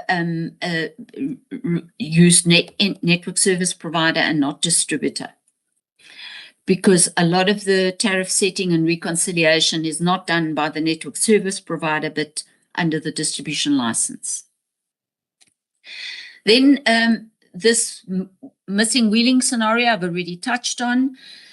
Reference to cost of supply studies. In the rules, the only time the cost of supply study was actually referenced was dealing with justifying subsidies. And it is important that for all of the charges that are raised, they should be based on cost of supply studies. Sorry, the reference was only to service and admin costs, but it is believed that it should be for justifying all charges and subsidies should be done through cost of supply studies. And then definitions, this was already touched on. There was a definition in the document, such as avoided costs, which was not referenced, but it actually should be included if the wheeling credit mechanism or the compensation section is added back into the NERSA documents. There are definitions like seller that are missing. So just ensuring that all the definitions in the document are referenced, are relevant, and deal with the important aspects of the document, because definitions are crucial in all documents to avoid misinterpretation. Thank you, Chair. That is the end of my presentation. Thank you very much to you, Ashley, as well as Jenny Kako. At this point in time, I would like you to have the paper and the pen, the questions that the member may ask for clarity. Member would like to ask any questions from the presenters? By show of hands, members, if you have any questions for them. Let me start with Mr. Bukula. Thank you, Chairperson. I just want to check from, I think, the opening points of this presentation was saying that there are distributors who don't have these capabilities, and therefore this methodology shouldn't be applied to them. I mean, that's probably a difficult thing to swallow in that the distribution code and the market code and the tariff code that was mentioned requires them to have this. And I think this is the one time where we are not going to be looking at the distributor only. We also have to look at the customers who want the services that distributors don't have. And I think there's a part where we talk about having these as prerequisites. So my point is, in the crafting of the NECOM document, I think it should also, in its inputs, indicate that these are going to be prerequisites for distributors, because these are things that are required in the market code, rather than wanting them to be exempted at the detriment of the customers. Would that not be a preferred option? That's really my question. Thank you, Chair. Thank you, Mr. Pukula. Any other questions, Mr. Mkhize? Thank you, Chairperson, and thank you very much to the presenters. I noticed that when it comes to your comments, like you were citing that there should be principles dealing with conditions under which maybe an NSP may refuse to serve. I think it will also help if you may provide maybe specific conditions that you deem necessary by way of writing to the energy regulator further. And then also the same would apply to the criteria on acceptable conditions that NSPs may impose as conditions. So provide those, whether maybe there's a particular technical standard or a safety requirement that you want to feature in there, just to assist in terms of ensuring that the process of finalizing these rules runs faster. It's not for response here and now. And also just on the credit mechanism, you're talking to the simple credit mechanism of WEP's less losses. Just want to confirm that that is the one that you said should be retained for now. I'll end there. Thank you. Thank you, Mr. Mkhize. Ms. Shelley Salvodi, as well as Jenny Cargill, may you please assist with the responses? Okay, I will go. I think on the capabilities of municipalities, we know that not all municipalities are at the same point, and there is a lot of work that is being done through NECOM and companies like Sustainable Energy Africa that are assisting municipalities in getting their wheeling frameworks up and running. And we can see that there is an increase as being reported to NECOM in this space. I think some of them have challenges around billing, some of them have challenges around the charges methodology, and so on. And that's, I think, why it's going to be very important for NERSA to have these rules in place, because I think it's going to provide the appropriate guidance.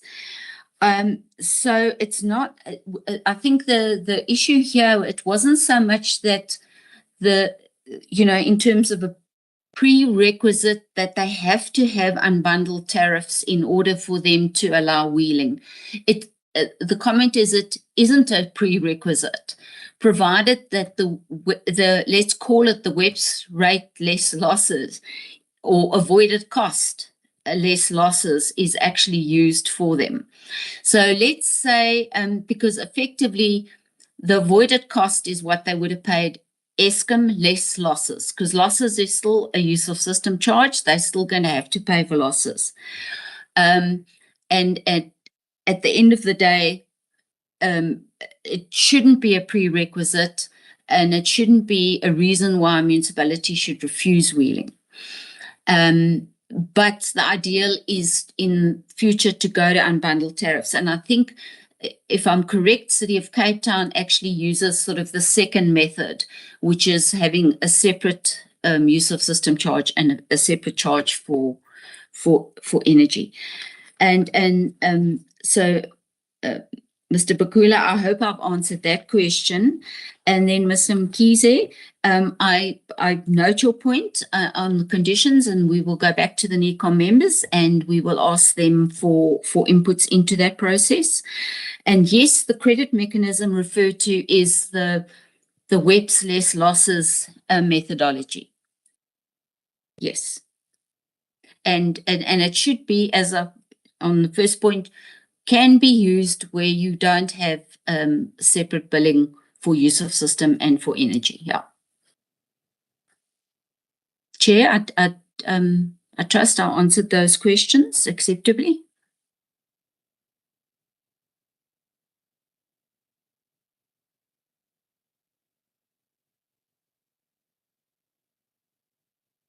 Am I okay? Thanks.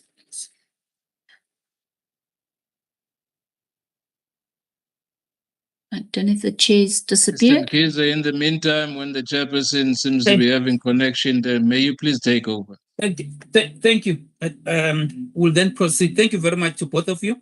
As already indicated, if you may just please provide those written additions to the energy regulator regarding the principles as well as the criteria. We'd really like to thank you very much for your contribution, and looking forward to engaging with you also in further public hearings of this nature.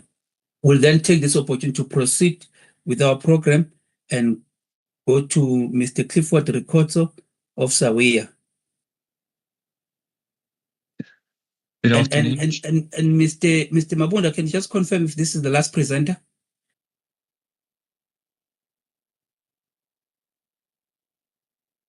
Chair, come again. I seem to have lost you there. If you may just confirm this is the last presenter for the day. Oh, okay. Now quickly let me things have been changing, Chair, as we go along. So I just want to be sure if we are still aligned. Yeah, Clifford is our last. Okay, but I've got Clifford in another form here. I just want to check, is it Vincent that's going to be?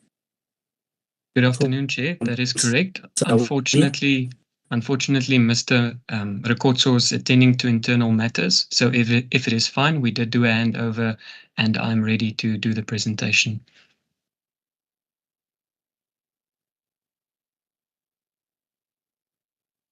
Do you have any objections in taking the oath? No, Chair. Okay, just raise your right hand and confirm that information you're going to be sharing with this committee is the truth and truth. I do. Okay. For our benefit, if you may just please indicate your name, surname as within your entity, what your entity is and what your designation therein is. Vincent Theodore Cook, representing SAWIA, which is the South African Wind Energy Association, as a senior technical advisor. Thank you very much. You may then proceed to pose questions like we have been following with other presenters. You've got your minutes. Please just go full steam ahead. Thank you, Chair. I will be closing down my video and I will be sharing now. If I can just get an indication if the presentation is visual.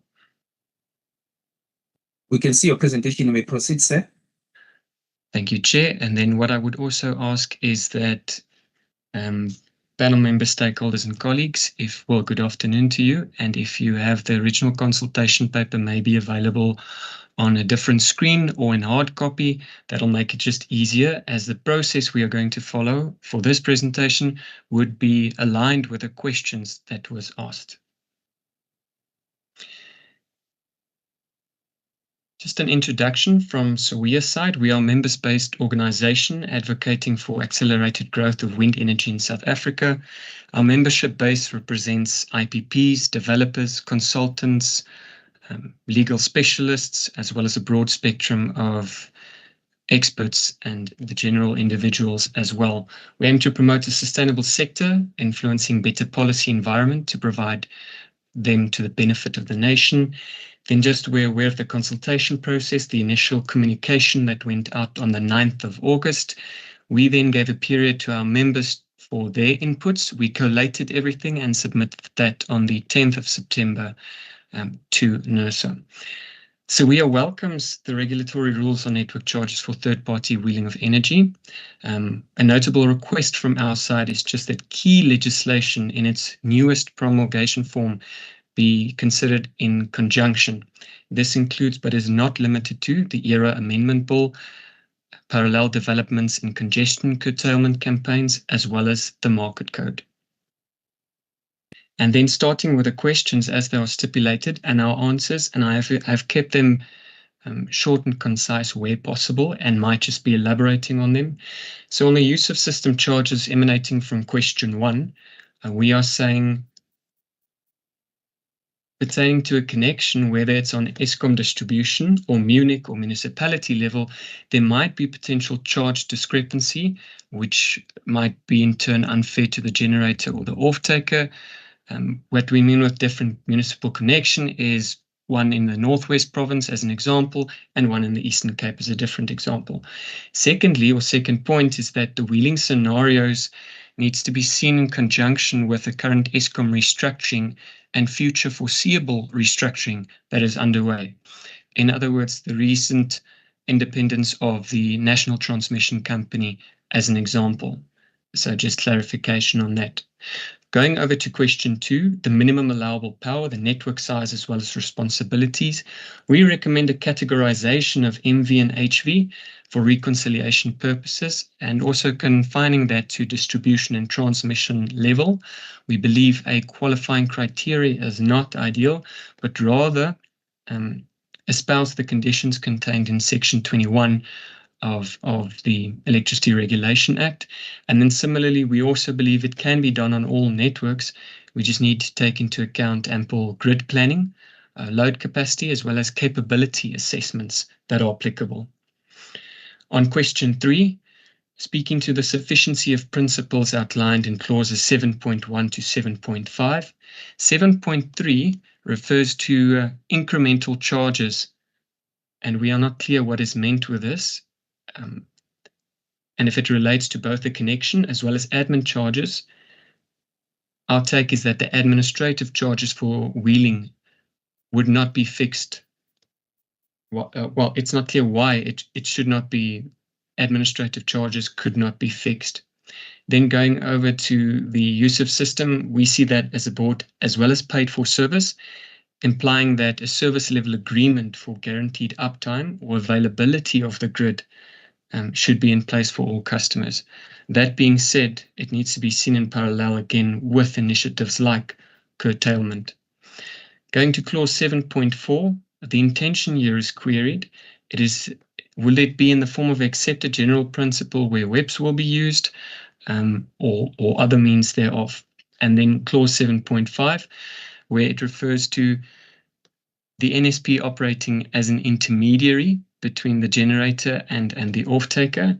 What role will this play, and will there be fees, specific fees charged for the service that the NSP is fulfilling in this instance? On question 4, the comprehensiveness of the conditions to enable third-party wheeling. We are saying, again, curtailment initiatives for IPPs need to be seen in parallel. It is not fully defined what is required for the wheeling of energy from clauses 8.1 to 8.3. And we are also questioning again, yes, we know this, what the regulator submitted to us is a national framework, but would the national framework supersede or overrule existing wheeling frameworks on municipal level? And with that being said, still on the second bullet point, would we then have a list of standardized wheeling requirements that's applicable to national and municipal level as a minimum, taking into account that bylaws can come into consideration? On the last bullet point for question 4, clauses 8.4 and 8.5 are redundant as this section should be enhanced by adding processes or procedures to allow for wheeling for both Eskom, again, as well as the municipal level, making the assumption that it is a national framework and standardized across the board. On question 5, the unbundled use of system charges for generators and loads and other charges that should form part of a wheeling transaction. We are saying it could diverge from the current consultation paper's perspective. Delays in implementing the rules might occur due to municipal tariff unbundling processes that's happening as we speak. Early success may come from asking municipalities to conduct cost of supply studies, and with that being reviewed, commented on, and ultimately approved. The next bullet, clause 9.4, refers to incremental charges, but hence the specific meaning thereof remains unclear. Will charges apply to both connection and administrative services? And then fixed cost for wheeling administrative charges are recommended. It is crucial to ensure that unbundling does not lead to an unfair distribution or excessive premiums being added to costs that the customers are incurring. Unbundling process should also not increase total charges for customers, nor discourage the adoption of renewable energy. Going over to question 6, allowing wheeling where the network service provider doesn't have unbundled tariffs. We are saying yes, wheeling can be allowed regardless of an unbundled tariff. A bundled tariff already includes the use of system charges.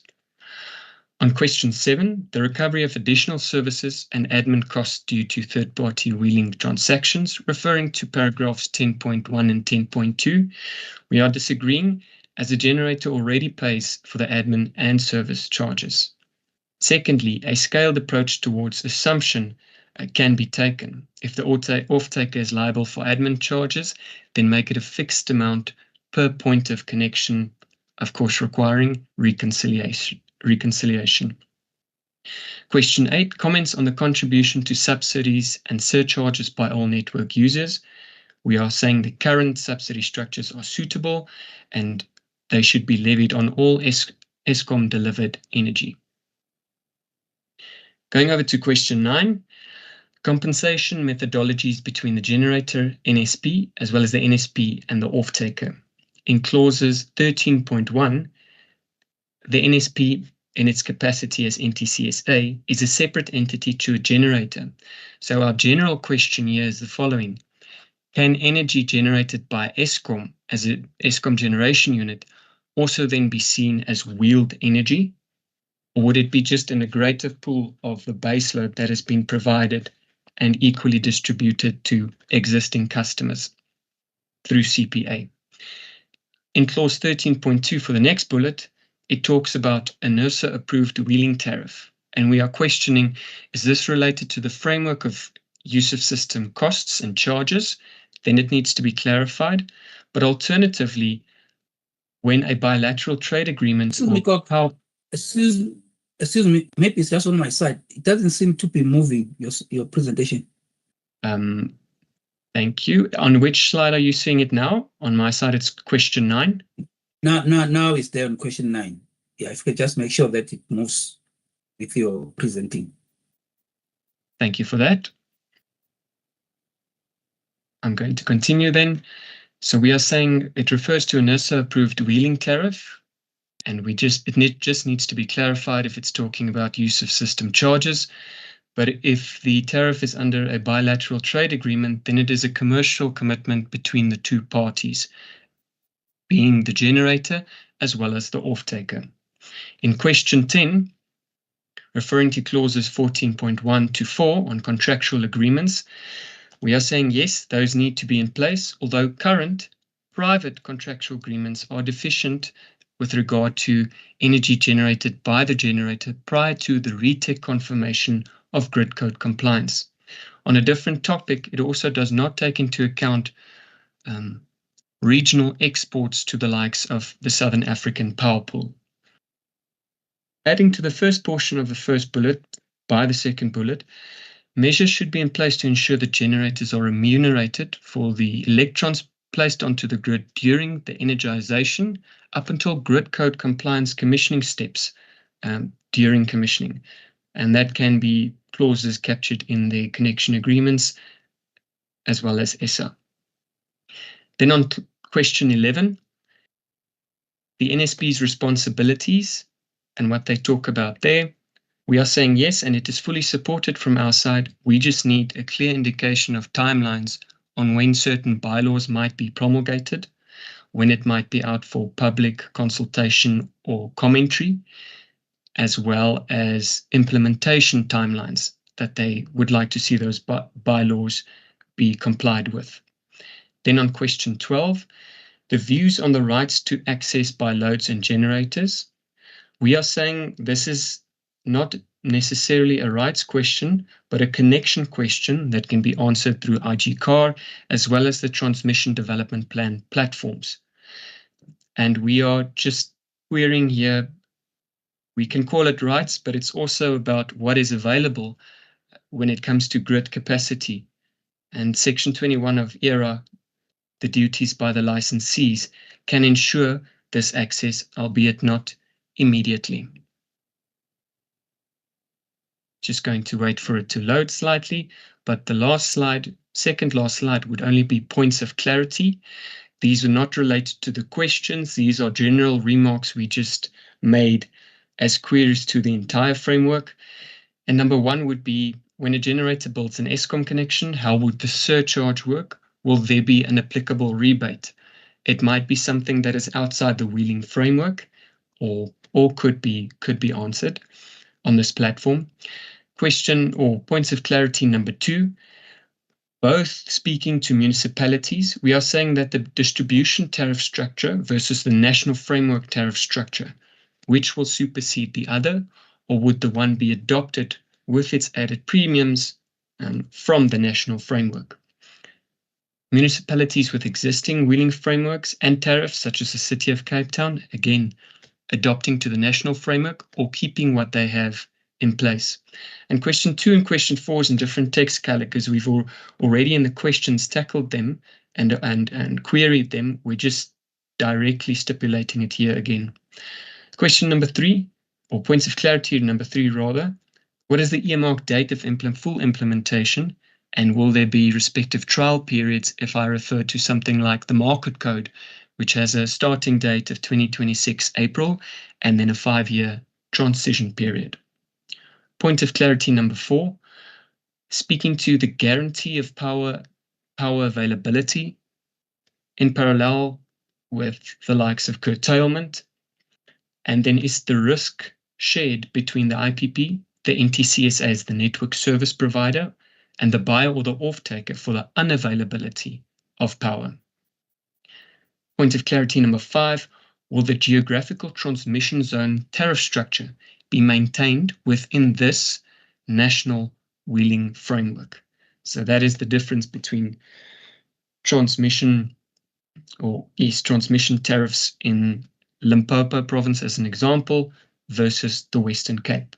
And then our last question for point of clarity, the role of NTCSA as a system operator, market operator, as well as participating in that through CPA, and how that aligns with the ERA Amendment Bill and its empowerment to create its own transmission UOS charges, which of course requires the inputs and review and oversight by the regulator. Lastly, just our closure. SAWIA remains committed to the constructive engagement and transparent processes that will ensure the successful implementation of wind projects. We thank you for the opportunity to present and also for the collaboration that's going to come in the near future for advancing wind energy to enhance our energy security in the country. I thank you, Chair, panel members, stakeholders, and colleagues, and would welcome any questions. I'm going to stop sharing the presentation. Thank you very much, Mr. Kok. From our side, I would just like to state that when it comes to the points of clarity, I think if you can provide your stances or proposals regarding this and engage with the technical team going forward. I think that would help in terms of providing the requested clarity. Okay, and then you may just have your pen and paper ready to take any questions from the members. Just do this portion and then hand over to Madam Maseti when she's back connected. Any questions, members, from your side, by show of hands? Mr. Pugula, over to you, sir. Thank you, Chair. And then Madam Maseti. Chair, I think the slides were going slow. I just want the presenter to repeat for me the question that he was asking about ESCOM generation and paying use of systems fees. I didn't quite get it. I just want to understand exactly what the presenter was saying. Thank you, Chair. Thank you. And I think Mr. Kokich will help if you can just also go to that slide when I give you the opportunity to respond. At the moment, let me hand over to Madam Maseti.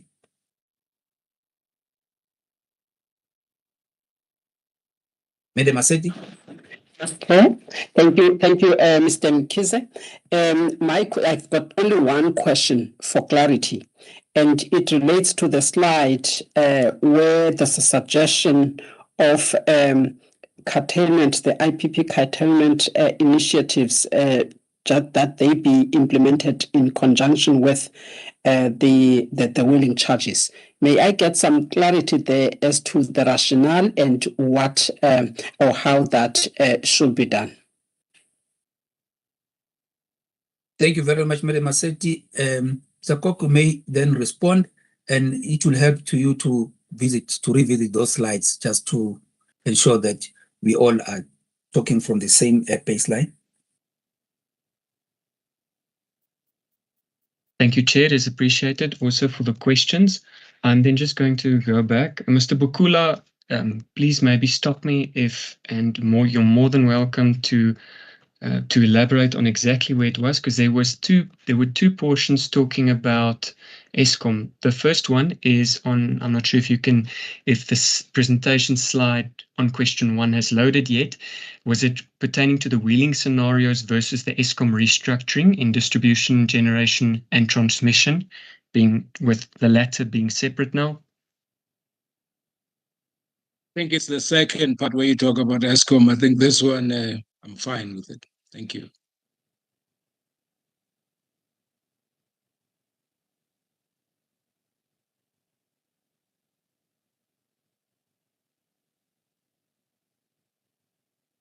Pertaining to question 10 on the contractual agreements and the RETEC grid code confirmation.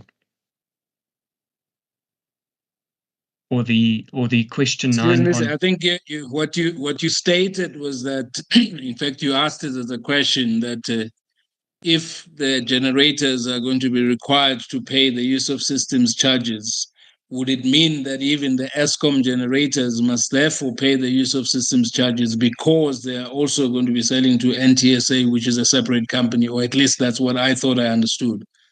Thank you. That is correct, Mr. Bukula, and also that's on question 9, bullet number 1, where we are saying, because we have the separation within ESCOM and NTCSA as the network service provider, we will receive then, from the ESCOM generation unit, we will receive electrons onto the grid. And are those then seen as wheeled energy? Because arguably the offtake, it does have designated off-takers, and the electrons need to travel from point A to point B. So in the whole generation stable from ESCOM side, would that be deemed wheeled energy?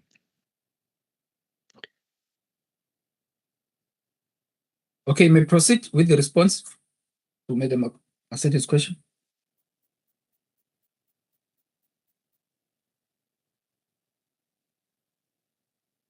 So we see that as wheeled energy, and that's maybe where we need to see also in parallel wheeling as bilateral agreements that'll be excluded from the central purchasing agent, and let's see it as as the total generated capacity within the country, and there's a baseload component of it, if I may call it 50%, which is with straightforward bilateral agreements, and maybe the next 30%, taking us to 80% total, would be between bilateral and a form of trading in the future going forward with the market code.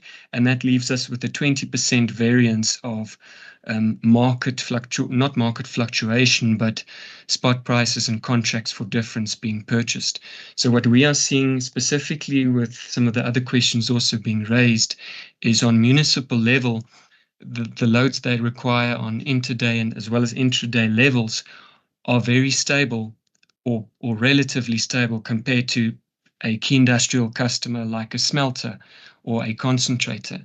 So the energy committed from, again, using an example, Camden Power Station that goes to City of Tshwane would be deemed wheeled energy. That is our opinion, and would the necessary costs that all the other IPPs also pay and are also need to abide by, will that also be applicable to Eskom generation unit as well as Eskom distribution unit, because they will receive electrons from NTCSA as the network service provider.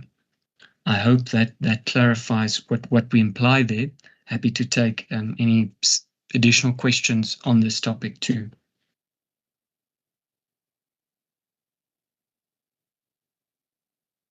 Has you responded to Madam Maseti's question? Okay, then I'm going to now answer Madam Maseti's question. It is on curtailment initiatives. Let me just quickly go back to see where did we put that. So it's on question 4, the comprehensiveness of conditions for third-party wheeling. What we are saying with curtailment initiatives is in an attempt to secure, or rather have more capacity available on the already constrained provinces or regions of Eskom, which is the Hydro Cluster. It is the Western Cape, Northern Cape, as well as Eastern Cape. An attempt was made to draft a curtailment framework whereby 10% of the nameplate value of an IPP, let's say they could generate 100 megawatt, that's their nameplate value. 10% of that could be curtailed, 10 megawatt. And if we've got 10 other IPPs that can do exactly the same, we are sitting with 100 megawatts that is free. But arguably, if that same IPP that is being curtailed had a wheeling commitment of 100 megawatt, but because of the curtailment campaign, they are being decreased or chopped by that 10 megawatt, and now they are only pushing 90 megawatts worth of electrons through the grid. Arguably, the off-taker would receive a total of 100 megawatts because that is being fed from the baseload that is continuously available on the network. But from a reconciliation perspective, when the IPP submits 90 megawatts of electrons in and the off-taker receives 100 out, that extra or the deficit of 10 megawatt needed to come from somewhere, but that wasn't through the wheeling. So who will be catering for that 10 megawatt deficit? Is that then just a reconciliation exercise with a caveat, or rather a clause or a disclaimer captured contractually that it is participating in a curtailment campaign? So that is what we understand as well as believe under the curtailment initiatives and what it needs to consider. So the rationale, or rather our recommendation, is contractually it needs to be stipulated, because we also recall that curtailment still needs to be, 1, approved between the respective parties, and then thirdly, if it is captured accordingly as an interim solution for a 5-year period up until transmission expansions and strengthening have been dealt with, it is applicable for that 5-year period of energy and electron transfer. I hope that clarifies. Thank you very much, Mr. Cook. Members, any other questions, follow-up questions? I don't see any hands, so I think this is covered. I would like to take this opportunity to thank you, Mr. Cook, for your presentation and responses to the questions posed. I would like then to hand over to you, Madam Masedi, just to summarize and close. Thank you. Over to you, ma'am.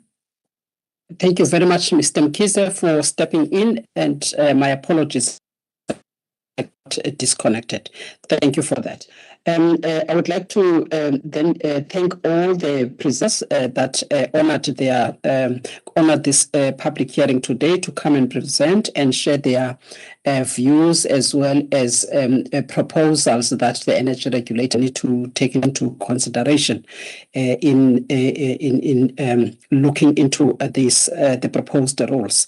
We thank you for your suggestions. We thank you for clarifying the questions that were posed by the members. From our side, we are going to consider all of the input that has been provided today. I think there's still more work to be done, and we would not want to rush this matter, as we need to do it carefully and make sure that where there are areas of harmonization, those things will be done. Consistencies that are required, those things should be done. But having that said, we will keep you updated as to the step of the process when the energy regulator is ready to make a final decision on this matter. So I would like to thank the observers that followed the proceedings today, and everyone who connected on the call, and just thank my colleagues, the members of the energy regulator, NERSA's management. The hearing is now adjourned. Thank you very much for your time, and have a good afternoon further. Thank you, Chairperson. Thank you, Chairperson. Thanks, members. Thank you, Chairperson. Bye. Chairperson and everyone. Bye. Thanks, colleagues. Thanks, everyone. Goodbye. Thank you. Bye. Thank you. Thank you. Yeah, we're done. Thank you.